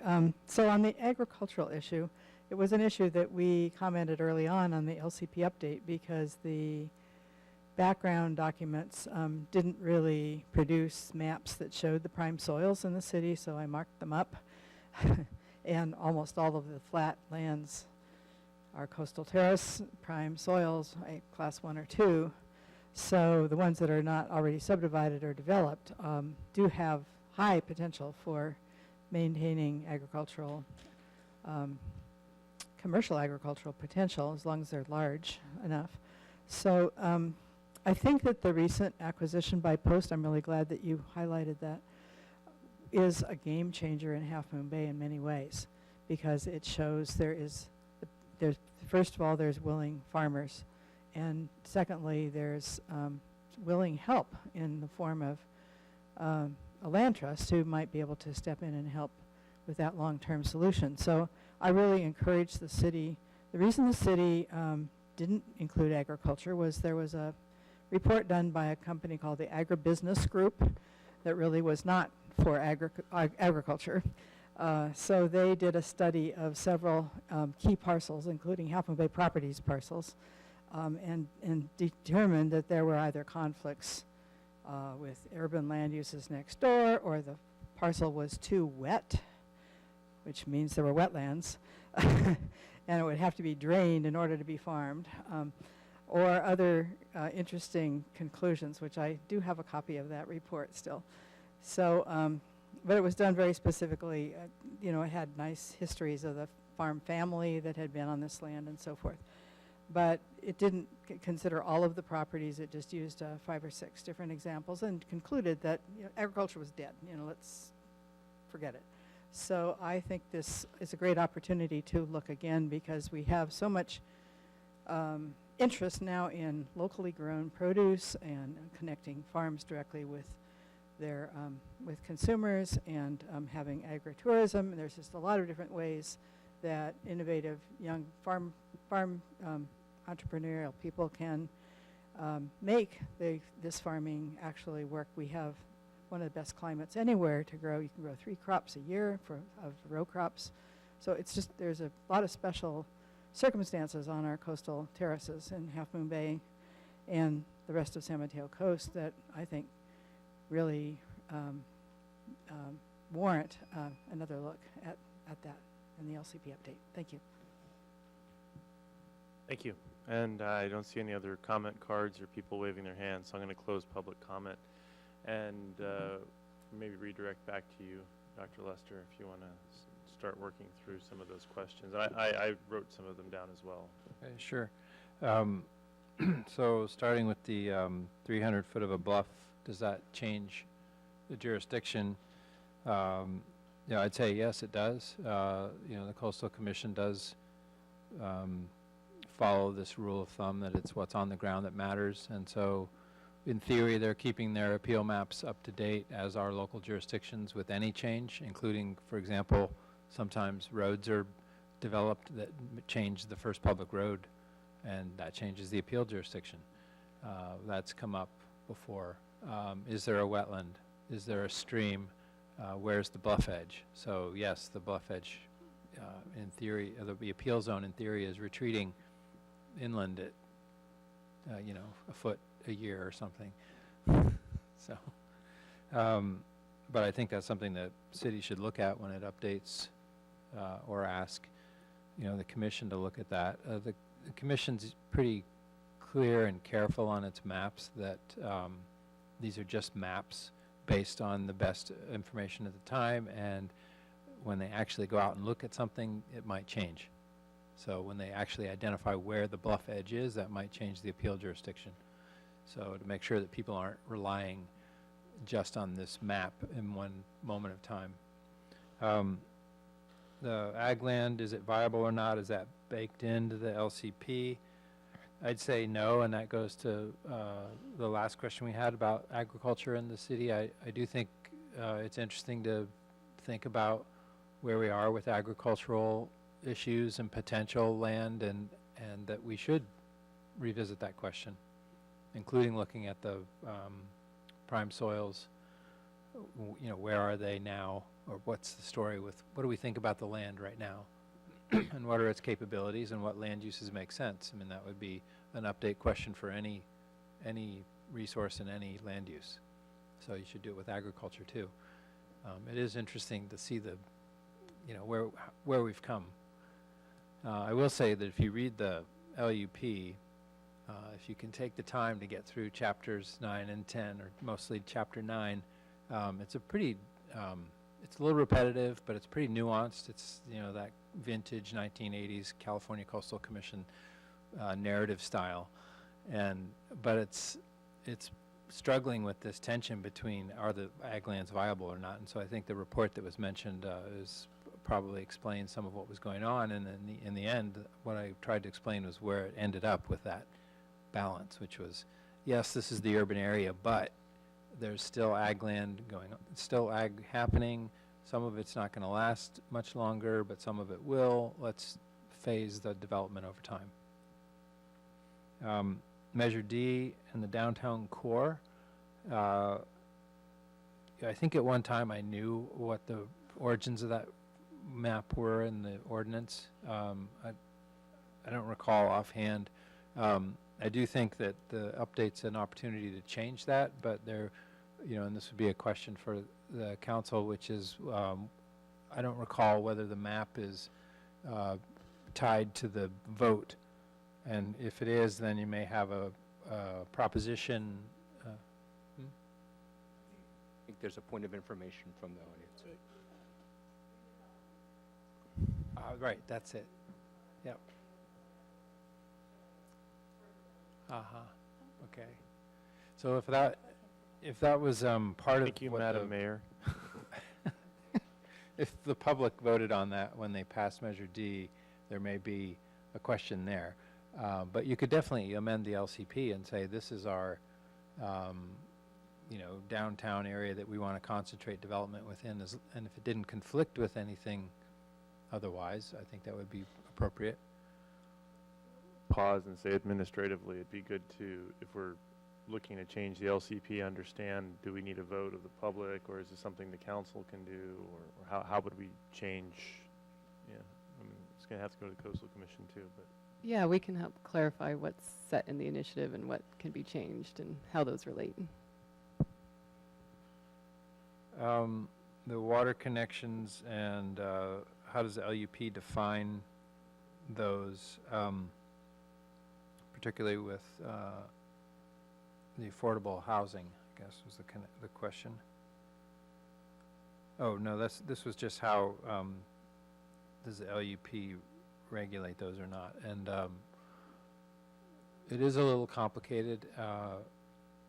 There is a water district that spans the city and the mid-coast, and so the city isn't the water district. They don't control the water connections, and on the other hand, there are policies about how to regulate development with respect to available water within the city's control, and also how to allocate available water. And so what was mentioned was the county has a provision for affordable housing as a priority, and I guess the city doesn't no longer or never did. Some of that goes back to the original Coastal Act provisions for affordable housing or not. And at the time, my recollection is at the time the county's LCP was first being written, the Coastal Commission still had Affordable Housing Authority, and so it could be a priority for water because it was a Coastal Act priority, but not when the city of Half Moon Bay's LCP was certified. So that's one distinction. Notwithstanding, the commission does have a general Chapter 7, not in its core policies, but a general direction to encourage affordable housing, and I think it's well worth the city's time to look at this question of how to provide more water connections for affordable housing. And in the county's update that was passed a few years back, there was an increase provided for affordable housing from the existing. So the commission was open to that kind of change. I think it should happen as part of the assessment of what water is available and where is it going right now and what's out there to be used for certain things. There are, going to the next question about is the 900 the actual number, that's one of the things that I think the city would be pinning down also and working with the CCWD and the Coastal Commission. The permit that I mentioned about that restricted the use of water connections also requires annual reporting to the Coastal Commission about all those kinds of questions that you brought up. How many, what's the balance, where are they going, and how are they being transferred? So in theory, those reports are available for the city to look at, and I think should be part of the analysis. I say that in theory because oftentimes monitoring reports are not available. But there's also, in addition to the 900 non-priority connections, there are 200 plus connections still with the CCWD for priority. So um, that would be Coastal Act priorities. And then there are some affordable housing connections also. But that's something that we need to understand better, and how the city might be able to take advantage of that for affordability. The Coastal Commission made sure that there was some proportion of the connection set aside for Coastal Act priorities, so that it didn't all go to housing. LOS is no longer required, so what about VMTs? Interesting, the Coastal Act has a policy that requires the minimization of VMTs also. This was from 1976. Think about that. So I think that, in addition to what Jill said about the other kinds of standards to be looked at for pedestrian circulation and bicycle circulation and different kinds of ways of measuring our traffic experience, we should be looking at other measures as well. The Commission generally has been supportive of land use planning that takes into account climate change and CO2 emissions, and land use strategies to reduce VMTs as it relates to that problem. So I think that's fair game, and would be an interesting thing to look at. And that relates to your comment about ADUs, and there's ADUs and then there's ADUs, and we should be looking at land use strategies to make development more transit oriented and concentrated and not rely on the automobile. And one of the things that the Commission may want to look at is how Measure D is implemented through its priority point schemes and what you give priority to. And you could potentially, I haven't studied that yet, but you could potentially work with the point system there to prioritize certain kinds of development. Like this kind of ADU is better than that kind of ADU, for example, in your allocations. And then that would require us to put the ADUs into the point system, which I don't think they do today. Well, that may be the case. Worth considering, I think, as a commission. And then, and I think I addressed the question about prime ag lands and previously. So.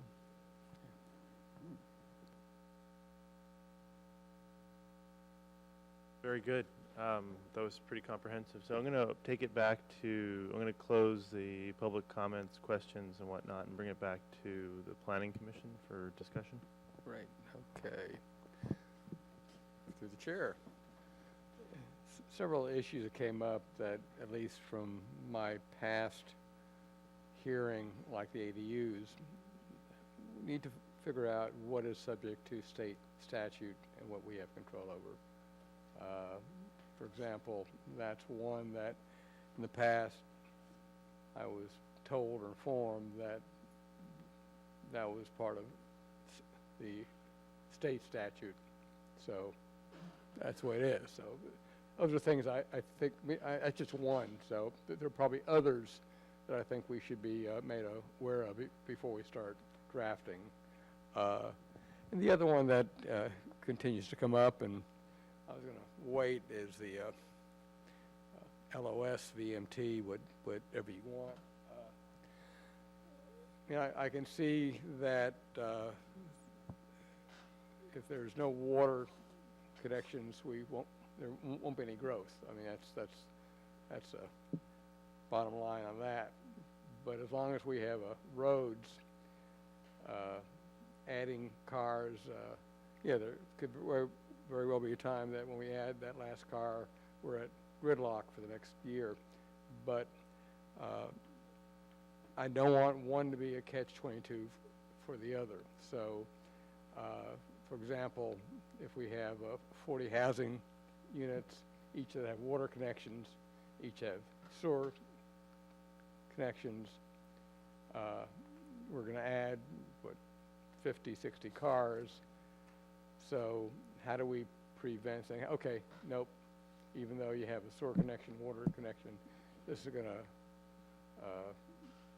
put whatever traffic measures we have below whatever our minimum set, therefore you can't build. So I think we need to have study, discussion, how to mesh that. I mean, I heard the in lieu fee concept, but that doesn't help traffic. So, you know, I think we need data, and we need to kind of figure out how we work on that issue and put it in our LCP. So that's something I think that's yet to be formed. So that's, I think, one of the big issues on my plate. And with that, I'll pass the buck to somebody else. I actually agree with it. We need to look at this comprehensively, the traffic piece, and figure out, like, oh, I'd like this to get ahead of it, because everybody's told us pretty clearly traffic's the #1 concern, right? So we keep hearing that over and over again. Actually, John? So for me, it was really valuable listening to this whole discussion about cars and traffic and how we can tie things together. And it seems like if we get a little bit more sophisticated with the walkability index and we start tying that to how we issue permits, it started in my mind with these accessory dwelling units. Hate to say the acronym. But it seems like that could be applied to a lot of our decisions if we were a little more sophisticated with how the walkability index ties to transit. And since transit is somewhat non-existent, then as transit improves, then we can get more units. It's an incentive, perhaps an incentive, to get better transit. Because if you want permits and you want to build things, and if you've got to be within certain walking distances, and we could start really looking at that a lot more carefully, rather than talk about numbers of cars. Are you thinking about changing the point system based on walkability index? Way beyond my pay grade to know what you're talking about, a point system. For the measure of the allocation. Yeah. It just seems like all of the way we're discussing our permits of, if we're talking about land use and we're talking about the overall general plan, the land use plan, where the densities are, how it affects all of the resources, that we haven't plugged into that, the walkability index. And it seems like, I mean, I spent Sunday in San Francisco and loved walking around, even though there was traffic everywhere. You know, I got around just fine just walking. So and as our transit improves, then that would allow us to expand our permitting because we're not so tied to the automobile. I think that's a good thought. And I just piggyback on, thank you. So I agree with you, John.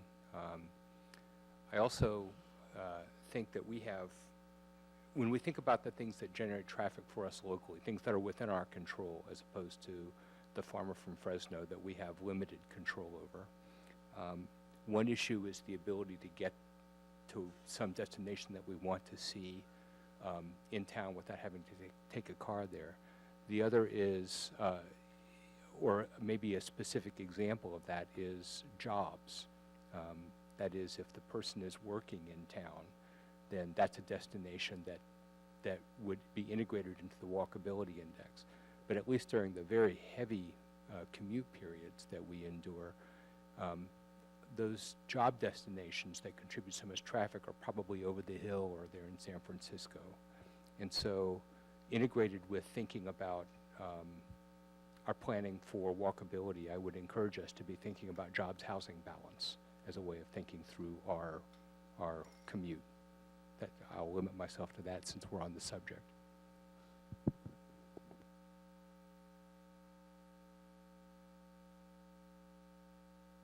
Oh no, I have plenty, but not, I just wanted to pick on John. You asked for it. So, oh, I'm sorry, John. Excuse me. One other point that did come up was I'm really interested to hear more about the viability of farming, because I feel like we're not looking at all sides of that.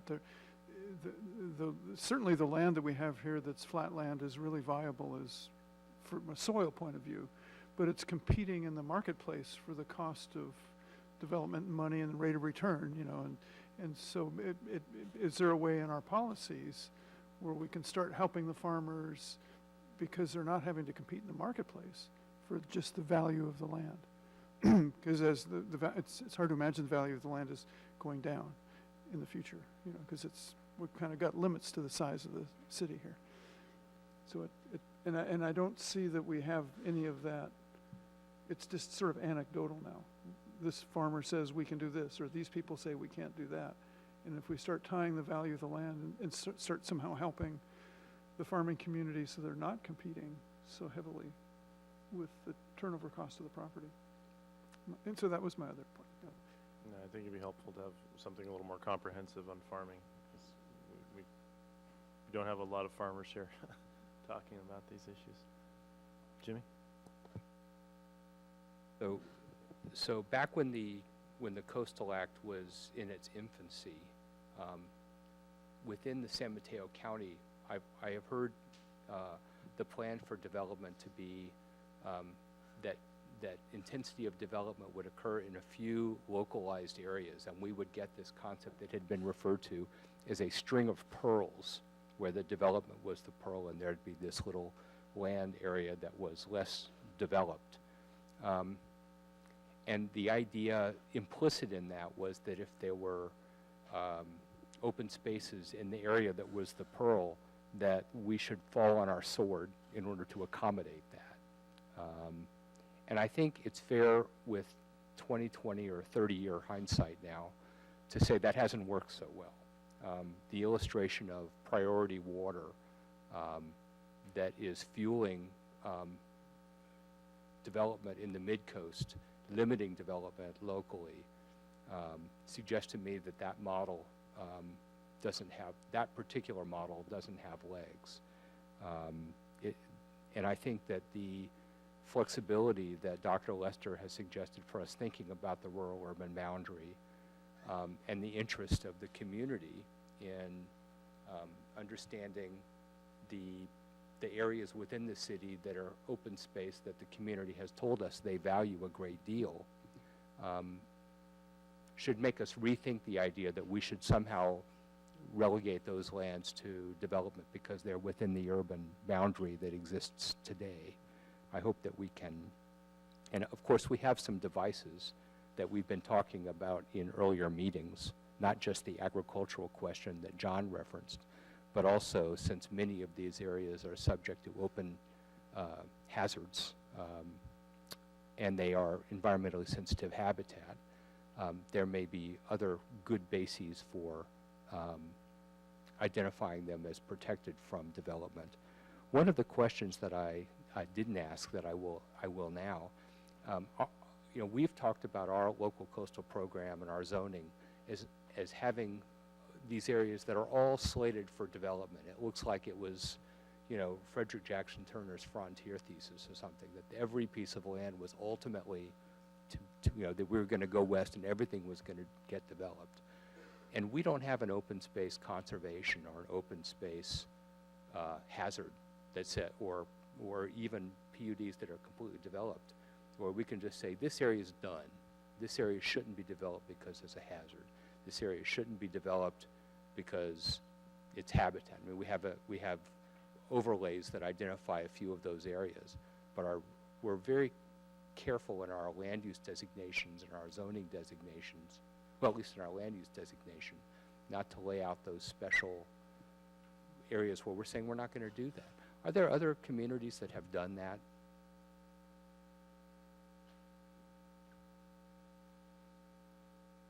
So have they had an open space district or? Open space done. Open space development's not happening here. Yeah, certainly, yeah, plenty of land use plans have designations to recognize what may be the case or the desirable case.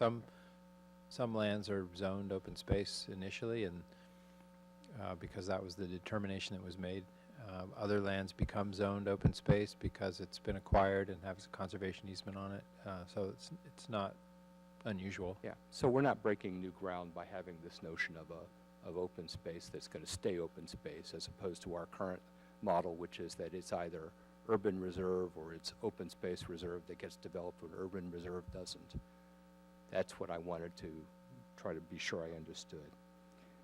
We didn't talk much about the common open space. It was referenced in passing in your slides, and there weren't any questions about it. But one of the side effects of the patchwork of development in our town is that the planned development districts that were called out on one of Dr. Lester's slides are often associated with challenging safety or habitat-related issues. I don't want to be specific about any one, but when we talk about the common open space provisions, in some subdivisions, it seems that common open space was described as that it was accommodated if it provided something for the residents within that area that was being developed, as opposed to meeting some needs for a broader community. Can you comment on whether as a city, we have the flexibility to think broadly about that common open space with respect to the public benefits that we could get versus just the benefits that would benefit the people who live there?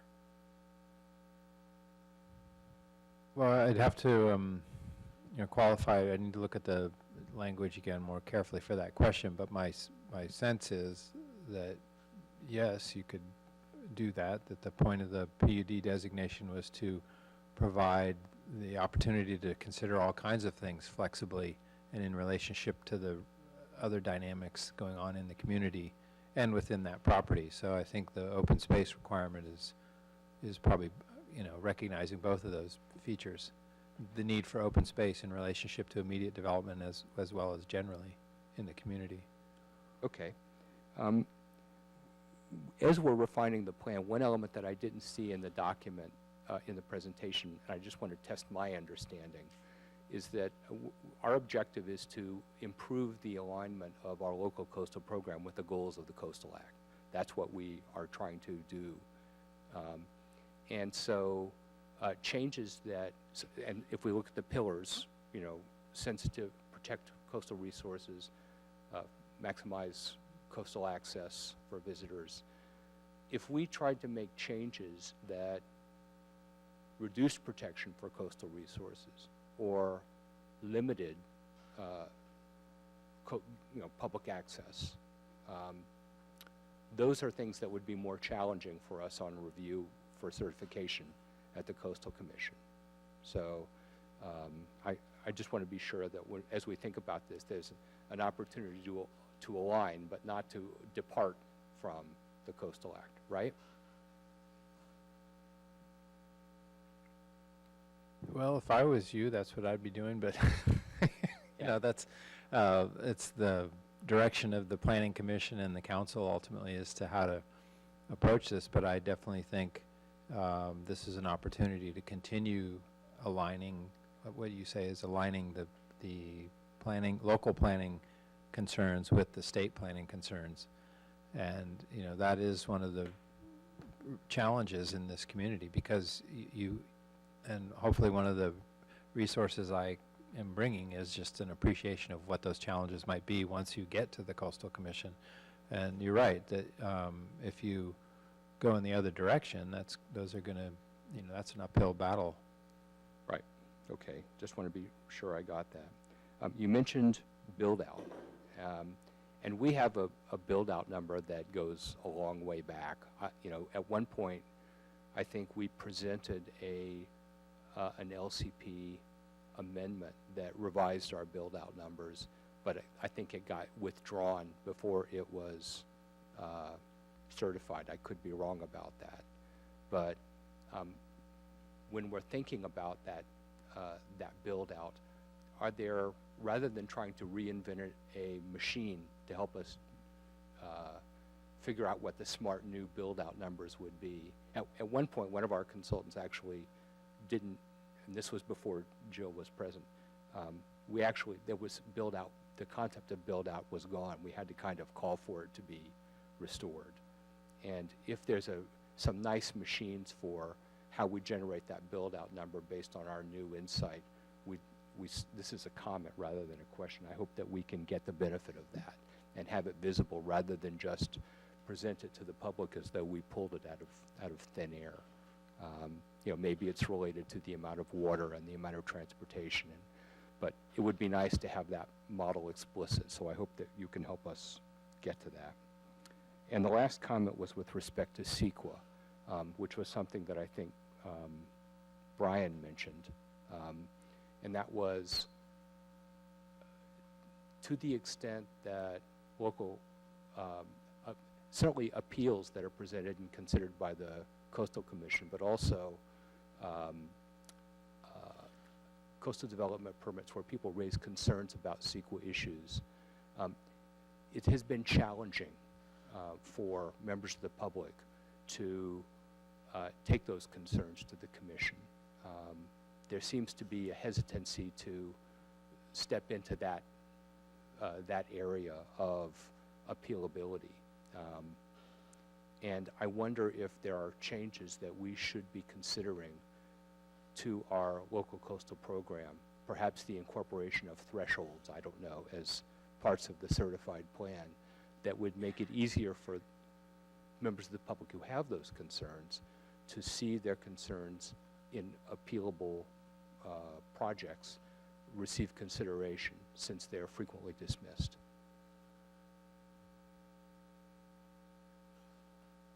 So your question was,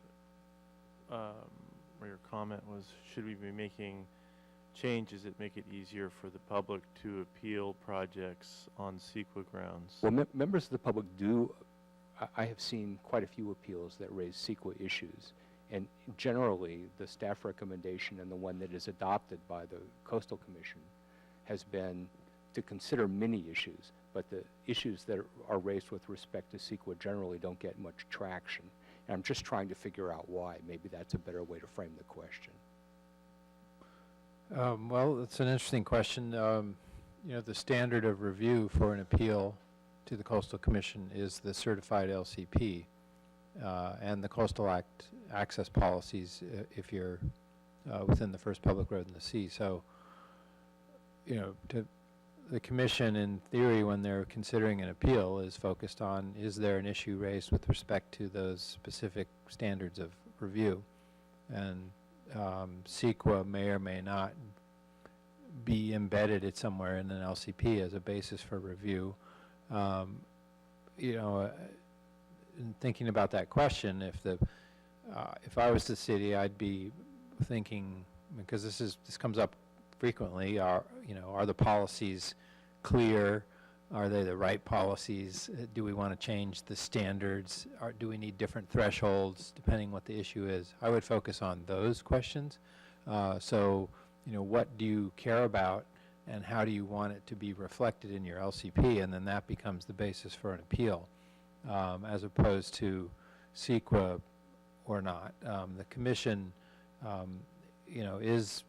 is the functional equivalent of CEQA for certain kinds of decisions, but for the purposes of coastal development permits and appeals, it has to focus on the standards of review, and CEQA is one of their other obligations. So it's kind of that's why I think it's probably better to focus on what do you think the standards should be. Yeah, if I had a nickel for every time I read a statement that said this was a CEQA equivalent process, we're done with it. But I think so the insight here is basically take the issues that we might think are important with respect to CEQA. Don't think about them as CEQA in isolation. In fact, don't think about them as CEQA much at all, and just make them part of our LCP thinking. Be explicit and use clear language on what our priorities are and what our policies should be. That's what I heard. Thank you. Brian? Well, great. Thank you for that presentation. That was really informative, and it would have been nice, I think, if we would have had that sort of overview at the beginning of the GPAC process, because it just really framed things really well and sort of explained kind of how we got from point A to point B, and I think would have saved us a couple meetings and answered a lot of questions early on. Don't sugarcoat it. Let her know what you really feel. Well, that's not directed towards Jill. Jill came in and saved the process. So I think regarding traffic, I've made this point many times. I mean, we really have two different traffic regimes here. You know, there's the commute traffic and then there's the visitor serving traffic. And the solutions for one aren't going to solve all of the problems. So there's a need for, you know, tailoring each of those different types of things.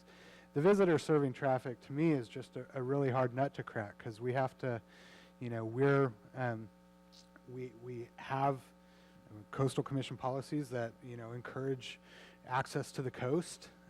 That's certainly an important part of our economy. It's an important part of our identity, and it's really an important part of the Bay Area region. And recognizing that we're just over the hill from, you know, the broader Bay Area, we are an important resource, an important backyard, an important recreational amenity that is part of the region. So we don't necessarily want to restrict that access, but you know, we here locally deal with the impacts of that. I think it's always interesting to talk about transit and thinking, well, we need more transit, get more people in transit. Well, you know, if you're stuck in traffic in a bus or you're stuck in traffic in a car, you're still stuck in traffic. So I think we really need to get creative in kind of how we think about this. And I don't know if there's a conversation I had with Rick or somebody else, but at one point, you know, the idea of essentially an urban gondola sort of system that kind of went over from, you know, the College of San Mateo, that went up over the watershed land, over the hill and dropped you down. You know, if we had that sort of a system that dropped you down to, you know, a place where there's a bike rental station and connects you to an interconnected trail network where you can get up and down the coast and sort of access that. I mean, that's, you know, that's kind of the way, that's the only way to really get people out of cars. And it sounds outlandish, but, you know, we're connected to the Silicon Valley here, and we're, you know, we're a major resource here. So I think, you know, to really address any of these things, whether it's something as outlandish as that or not, but we need to look at our pedestrian network, our trail network, and making sure those things are connected. Because even if people are just driving over here, we need a place for them to be able to park and get out of their cars and access the places that they want to access outside of a vehicle in town. So if you're coming over 92 and you can get out of your car as quick as you can, and then be able to access a trail that takes you downtown or takes you to the coastal trail, you're able to rent a bike, get on an e-bike, or, you know, take it up to the harbor, then we're really, you know, we're just, people aren't jumping in and out of their cars to go to all the different destinations that they want to. So, so I know, you know, those, I think we really need to think about that, not just the transportation improvements with it, which I think are important to address commute traffic and that sort of thing, but just really looking at the strategies to get not only residents out of their car, but the visitors out of their car too, and making sure that they're accessing downtown and the coast, and thinking about coastal access as not a parking lot right on the bluffs, that you're driving right to the beach and you're accessing the coast. But, you know, you get over to Half Moon Bay and you've got a sort of broader stretch there. So, you know, on that, I mean, I think it's, you know, one of the things that I just, you know, I know we're focused on the LCP and the Coastal Commission area and our general plan, and we can only control what we control over. But, you know, I think keeping the regional view here, and not just to the coast side, but all of San Mateo County and really all of the Bay Area, I think is important. That that there's, you know, we serve a much broader population, and we're a resource. And certainly some of the nicer days of this summer, we've seen that. Thinking of Labor Day in particular, where driving up and down Highway 1, I mean, it seemed like there was parking on pretty much every stretch of that highway the entire way. So you know, I think the solutions of the past aren't necessarily going to solve the problems of the future. I think we need to think creatively. I think the agriculture discussion is really interesting, just because we have gone from a place where agriculture maybe wasn't necessarily as valued, and the value was in development. But I think now we're seeing that, again, looking regionally, the availability of agricultural land in the urban area is really limited. I mean, that land, maybe not necessarily from a property owner point of view, but from a community and a regional point of view, has much more value, whether it's for cannabis or other crops. You know, I think the connection between us agricultural region, urban agriculture, and connecting that to, again, the broader Bay Area communities, I think is just, I think there's a lot of opportunity there. And then not to mention just the recreational access to our regional open spaces in the coast and all that sort of thing. So I think we're getting there in the general plan. I think we've got lots of good policies that sort of get at a lot of that, and so I really appreciate that. And I think you know, Half Moon Bay has a great potential to be that sort of destination for the Bay Area where we can come get, you know, fresh foods and ride our bikes on a connected trail system and go up to the redwoods and down to the beach and you know, stop and spend our money downtown and you know, that sort of thing. But it's just the access is critical. Thank you. So I share a lot of those comments, and yes, we did talk about a gondola, and I'll own that.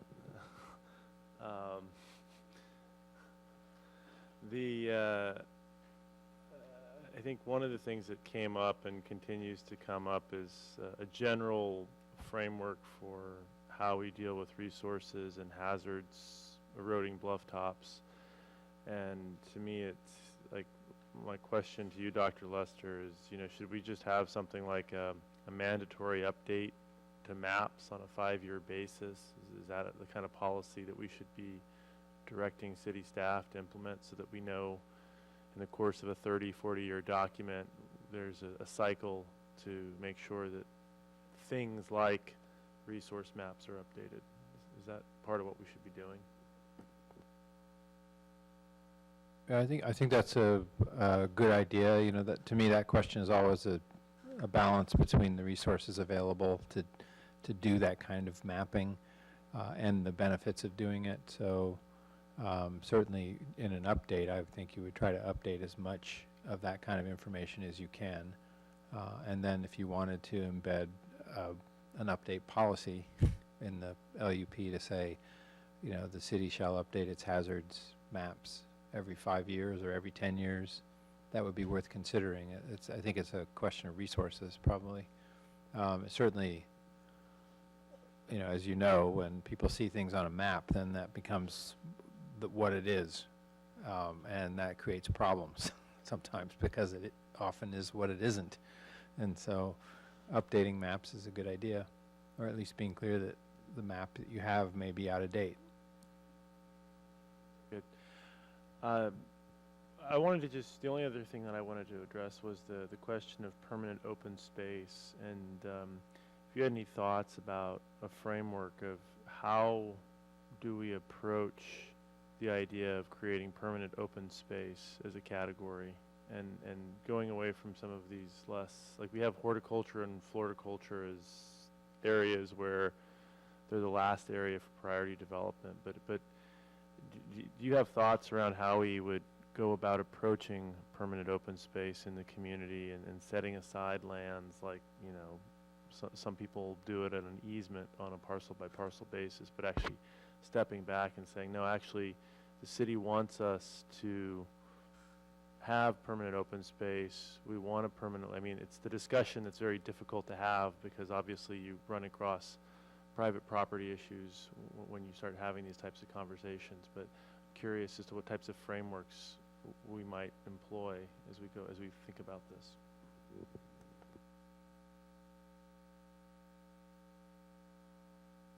Well, I would, I guess, start as I would with any resource question and ask, okay, why do you want open space, and what its function is in the community, and therefore where would it make sense to have it? Do we have enough of it?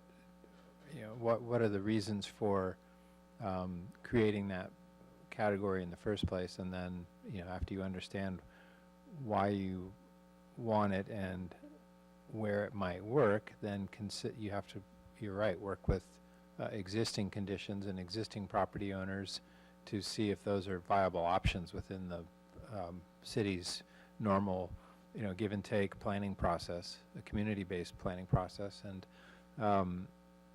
you know, some of those cases are going to depend, like as I mentioned, there's been a lot of land acquisition I think, in some cases for open space purposes, and presumably it would not be that controversial to make that designation.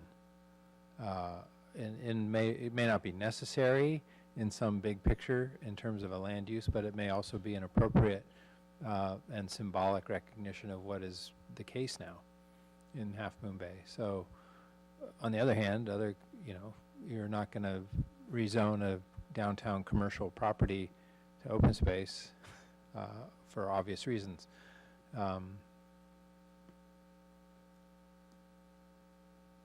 Thank you. This has been very educational. I have one other question from Jimmy. Thanks. So I just wanted to piggyback on your comment and Brian's comment about the gondolas, because I thought it was, first of all, it's really cool.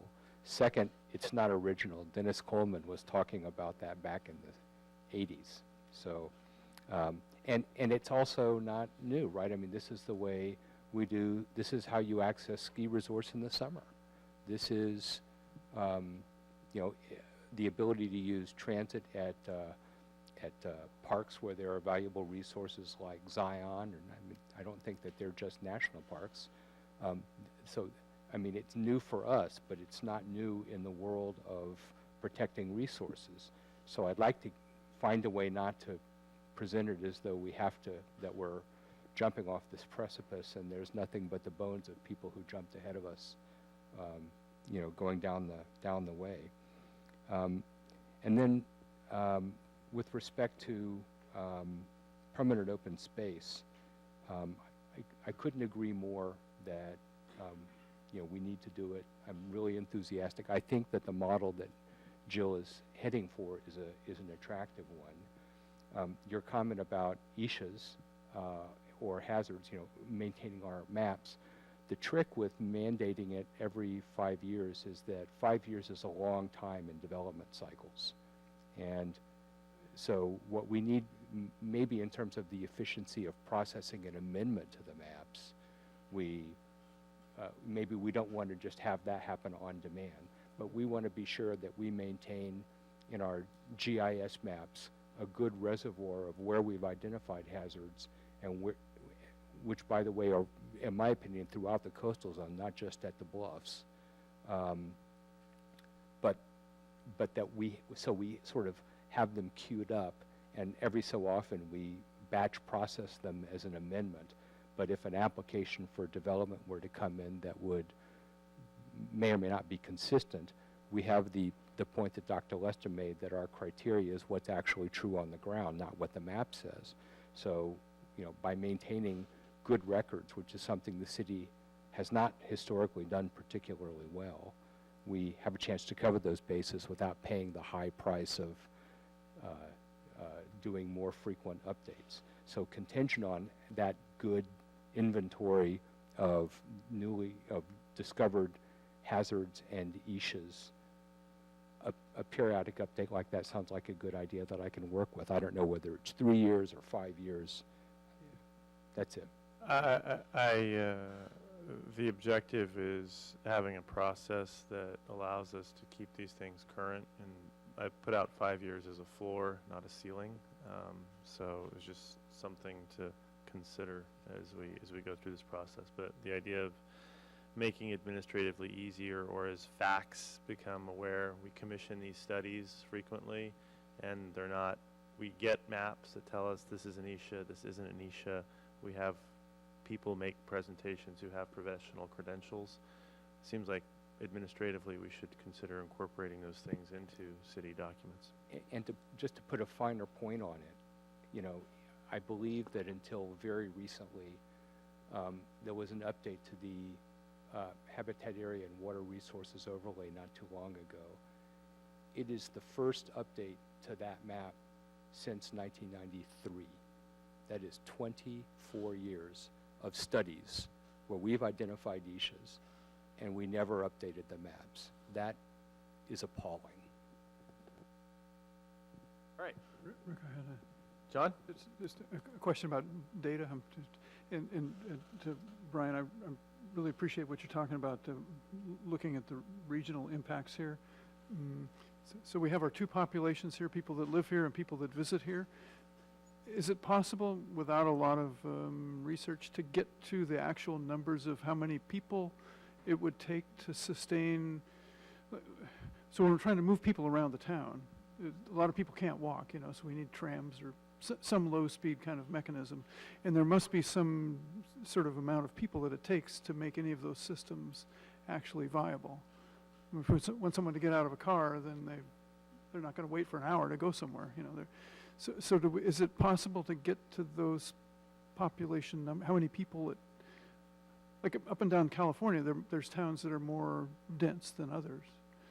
And is it possible to get to have the studies been done that we have the numbers? If there's 20,000 people, then that supports little trams. If there's 300 people, it doesn't. I mean, can we get to the facts and not just be?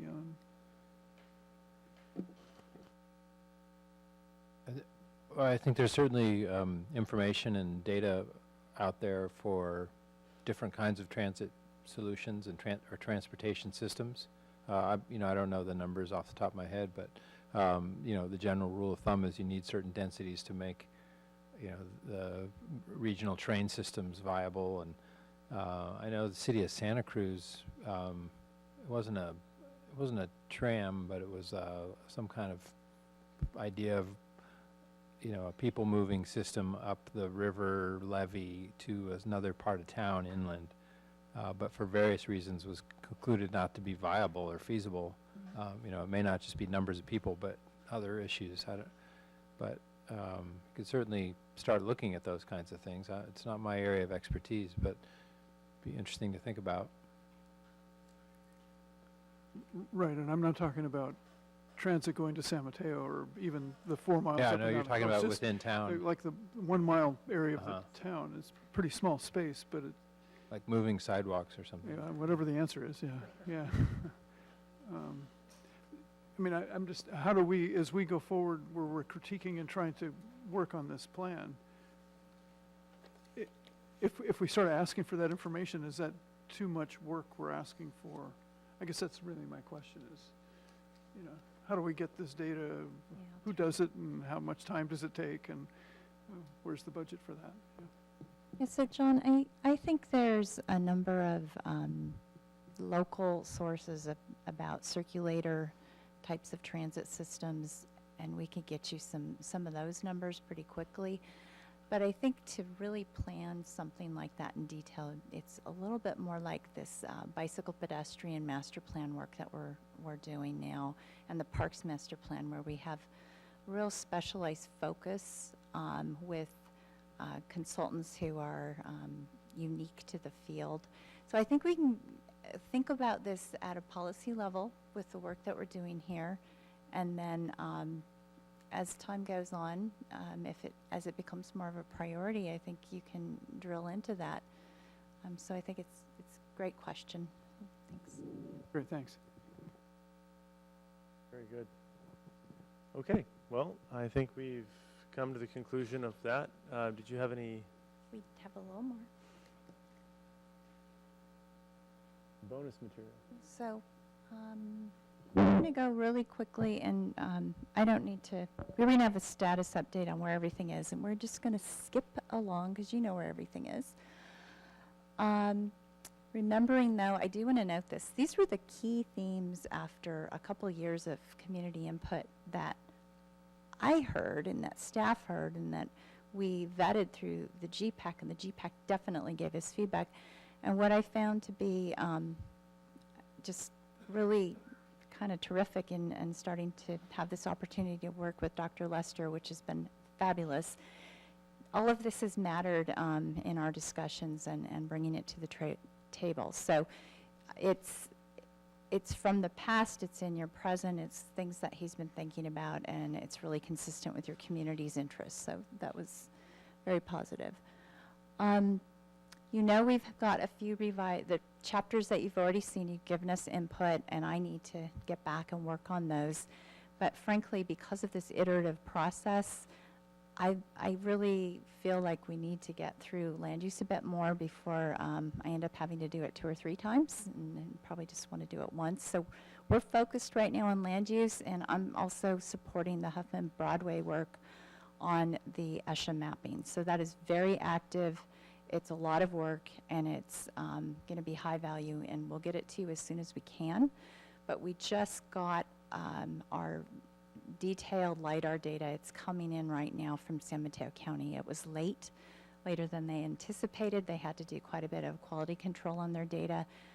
We're glad they did. It's worth a little more time to get that kind of data. So we'll update you when we can and show you those maps as they come forward.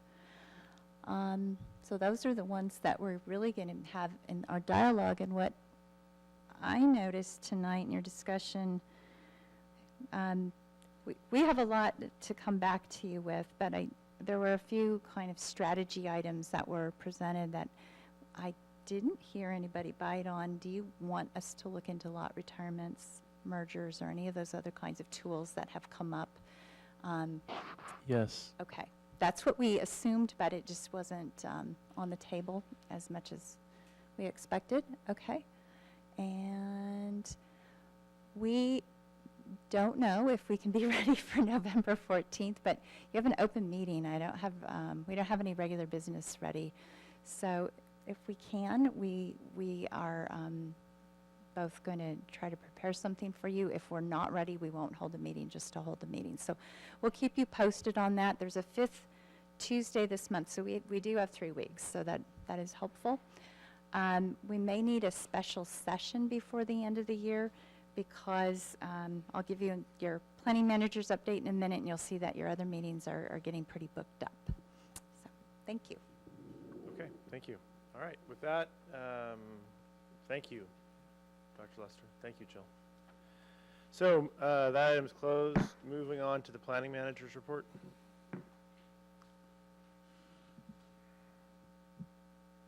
All right, so for your November 28th meeting, we've got 2 items for you. One is a public project. It's the Highway 1 South Main Street signalized intersection. It's a coastal development permit along with an initial study with a mitigated negative declaration. The ISMND, that environmental review document, has been posted on the website, so you can take a look at it.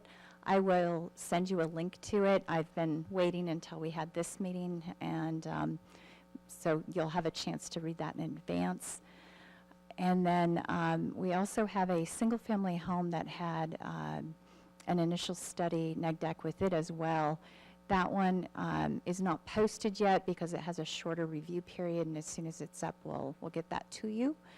It's on Naples, so it's over by a water course, so that'll be interesting. We've got 2 directors' hearings items on November 1st. They're both for single-family homes. One is at 375 Pilarcitos Avenue, and the other one is at 316 Kelly. And so those are noticed and posted and coming right up. We are also preparing right now our packet to go out for the November 2nd Bicycle Pedestrian Advisory Committee meeting, which is a public workshop. It will include really a first round of recommendations from the consultant with all of the planning work that has gone on with the BPAC. You were in a joint session with them. Of course, the commission and the BPAC met in June. Since that time, the BPAC has met with the consultant a couple times, including on a biking around tour that I participated in, and they've had a lot of input. They have enough input actually to have prepared this first draft of recommendations. They're in a map format. It's highly detailed work. It's going to take time, I think, for the BPAC to really parse through it. We want you to stay up with it. I'm paying attention to it because obviously I'm having to manage it a bit, but also because it taps into a lot of the work that you're doing right now, and a lot of new creative ideas came out of that process. So we will catch you up on where those are going. I heard the word creative from, I think, all of you tonight about transportation, so hopefully You'll find some things that you like there, and we also want your input. We will be coming to the Planning Commission with this plan once we've been through the BPAC a little bit and we feel like this is firmed up some more. On December 12th, we are, and I mentioned this 2 weeks ago, we're still on target for a joint study session of the Planning Commission with the Parks and Recreation Commission on the draft Parks Master Plan. So both of those master plans are marching along. I'm sorry that I just don't have an update tonight yet on the Ritz. They're still dealing with details on that emergency permit for the piers. It is actively being worked on. It's not set aside at all, but it's not ready for you to see that permit. And then finally, one of the parts of your process is for properties that are in kind of a pre-application mode or early on in their environmental review, that the biological assessment is prepared. And we have two that are coming online. One of them just went out last week for its 45-day review period. It is posted on the city's website, and it is for the proposed Hyatt House at the South Main and Highway 1. That's the L.C. Smith PUD location. So that report is posted. It was prepared by H.T. Harvey as a subconsultant to Circle Point, who is the EIR consultant on that project. So I will also send you a link to that. I know some of you are interested in reading those bio reports as they come through. Obviously, that report, once we get the comments from the Coastal Commission and other commenting agencies, we will relay that to Huffman Broadway, who is preparing this great map for this LCP update. So this is something that's going to get a lot better very quickly with having it updated and using GIS going forward. The other one is not circulated yet. It's about to go out. I think it'll go out this week. It's the Surf Dunes Beach PUD area. We have a pre-application for that PUD, and that one was prepared by WRA, and it will also have a 45-day circulation per your LCP. So as soon as that one gets posted, we'll let you know. And that's it. Thank you. Thank you, Jill. On the MND for South Main and Highway 1, you said that's just been posted on the website? And has it already gone out for public review for agencies? And is that already closed, or is that period still open? It is open until you got it? What was the date? November 17th. Thank you. That sounds about right. We wanted it closed so that we had enough time before your meeting to address comments if need be. So we have Very a few good. days. Yep. Thank you. Through the chair. Yes. Just coordination with respect to that December 12th meeting. There's a fair chance I'll be elective surgery on the 9th, so probably can't make it. Hope you'll excuse me. Don't do that. Okay. Thank you. Not on opiates, I'll call in. All right. On that note, any planning commission communications other than your opiate-induced state that's soon coming? All right. I will close the planning commission communications, and can I get the most important motion of the evening?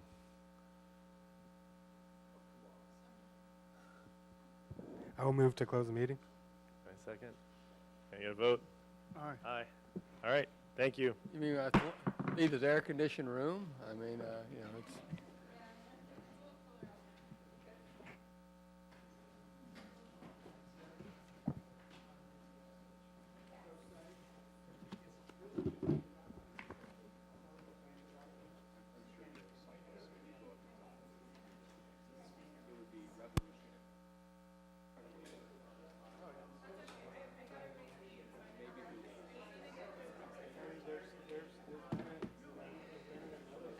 And I didn't one from Brian, too. Yeah, I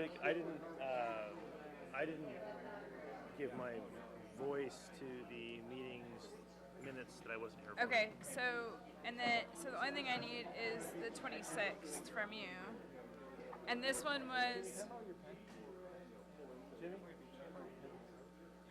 So I want you to see this though. So you guys approved the August 29th minutes. Yep. But I went back and added Jimmy, we took it right here and added his, because he had additional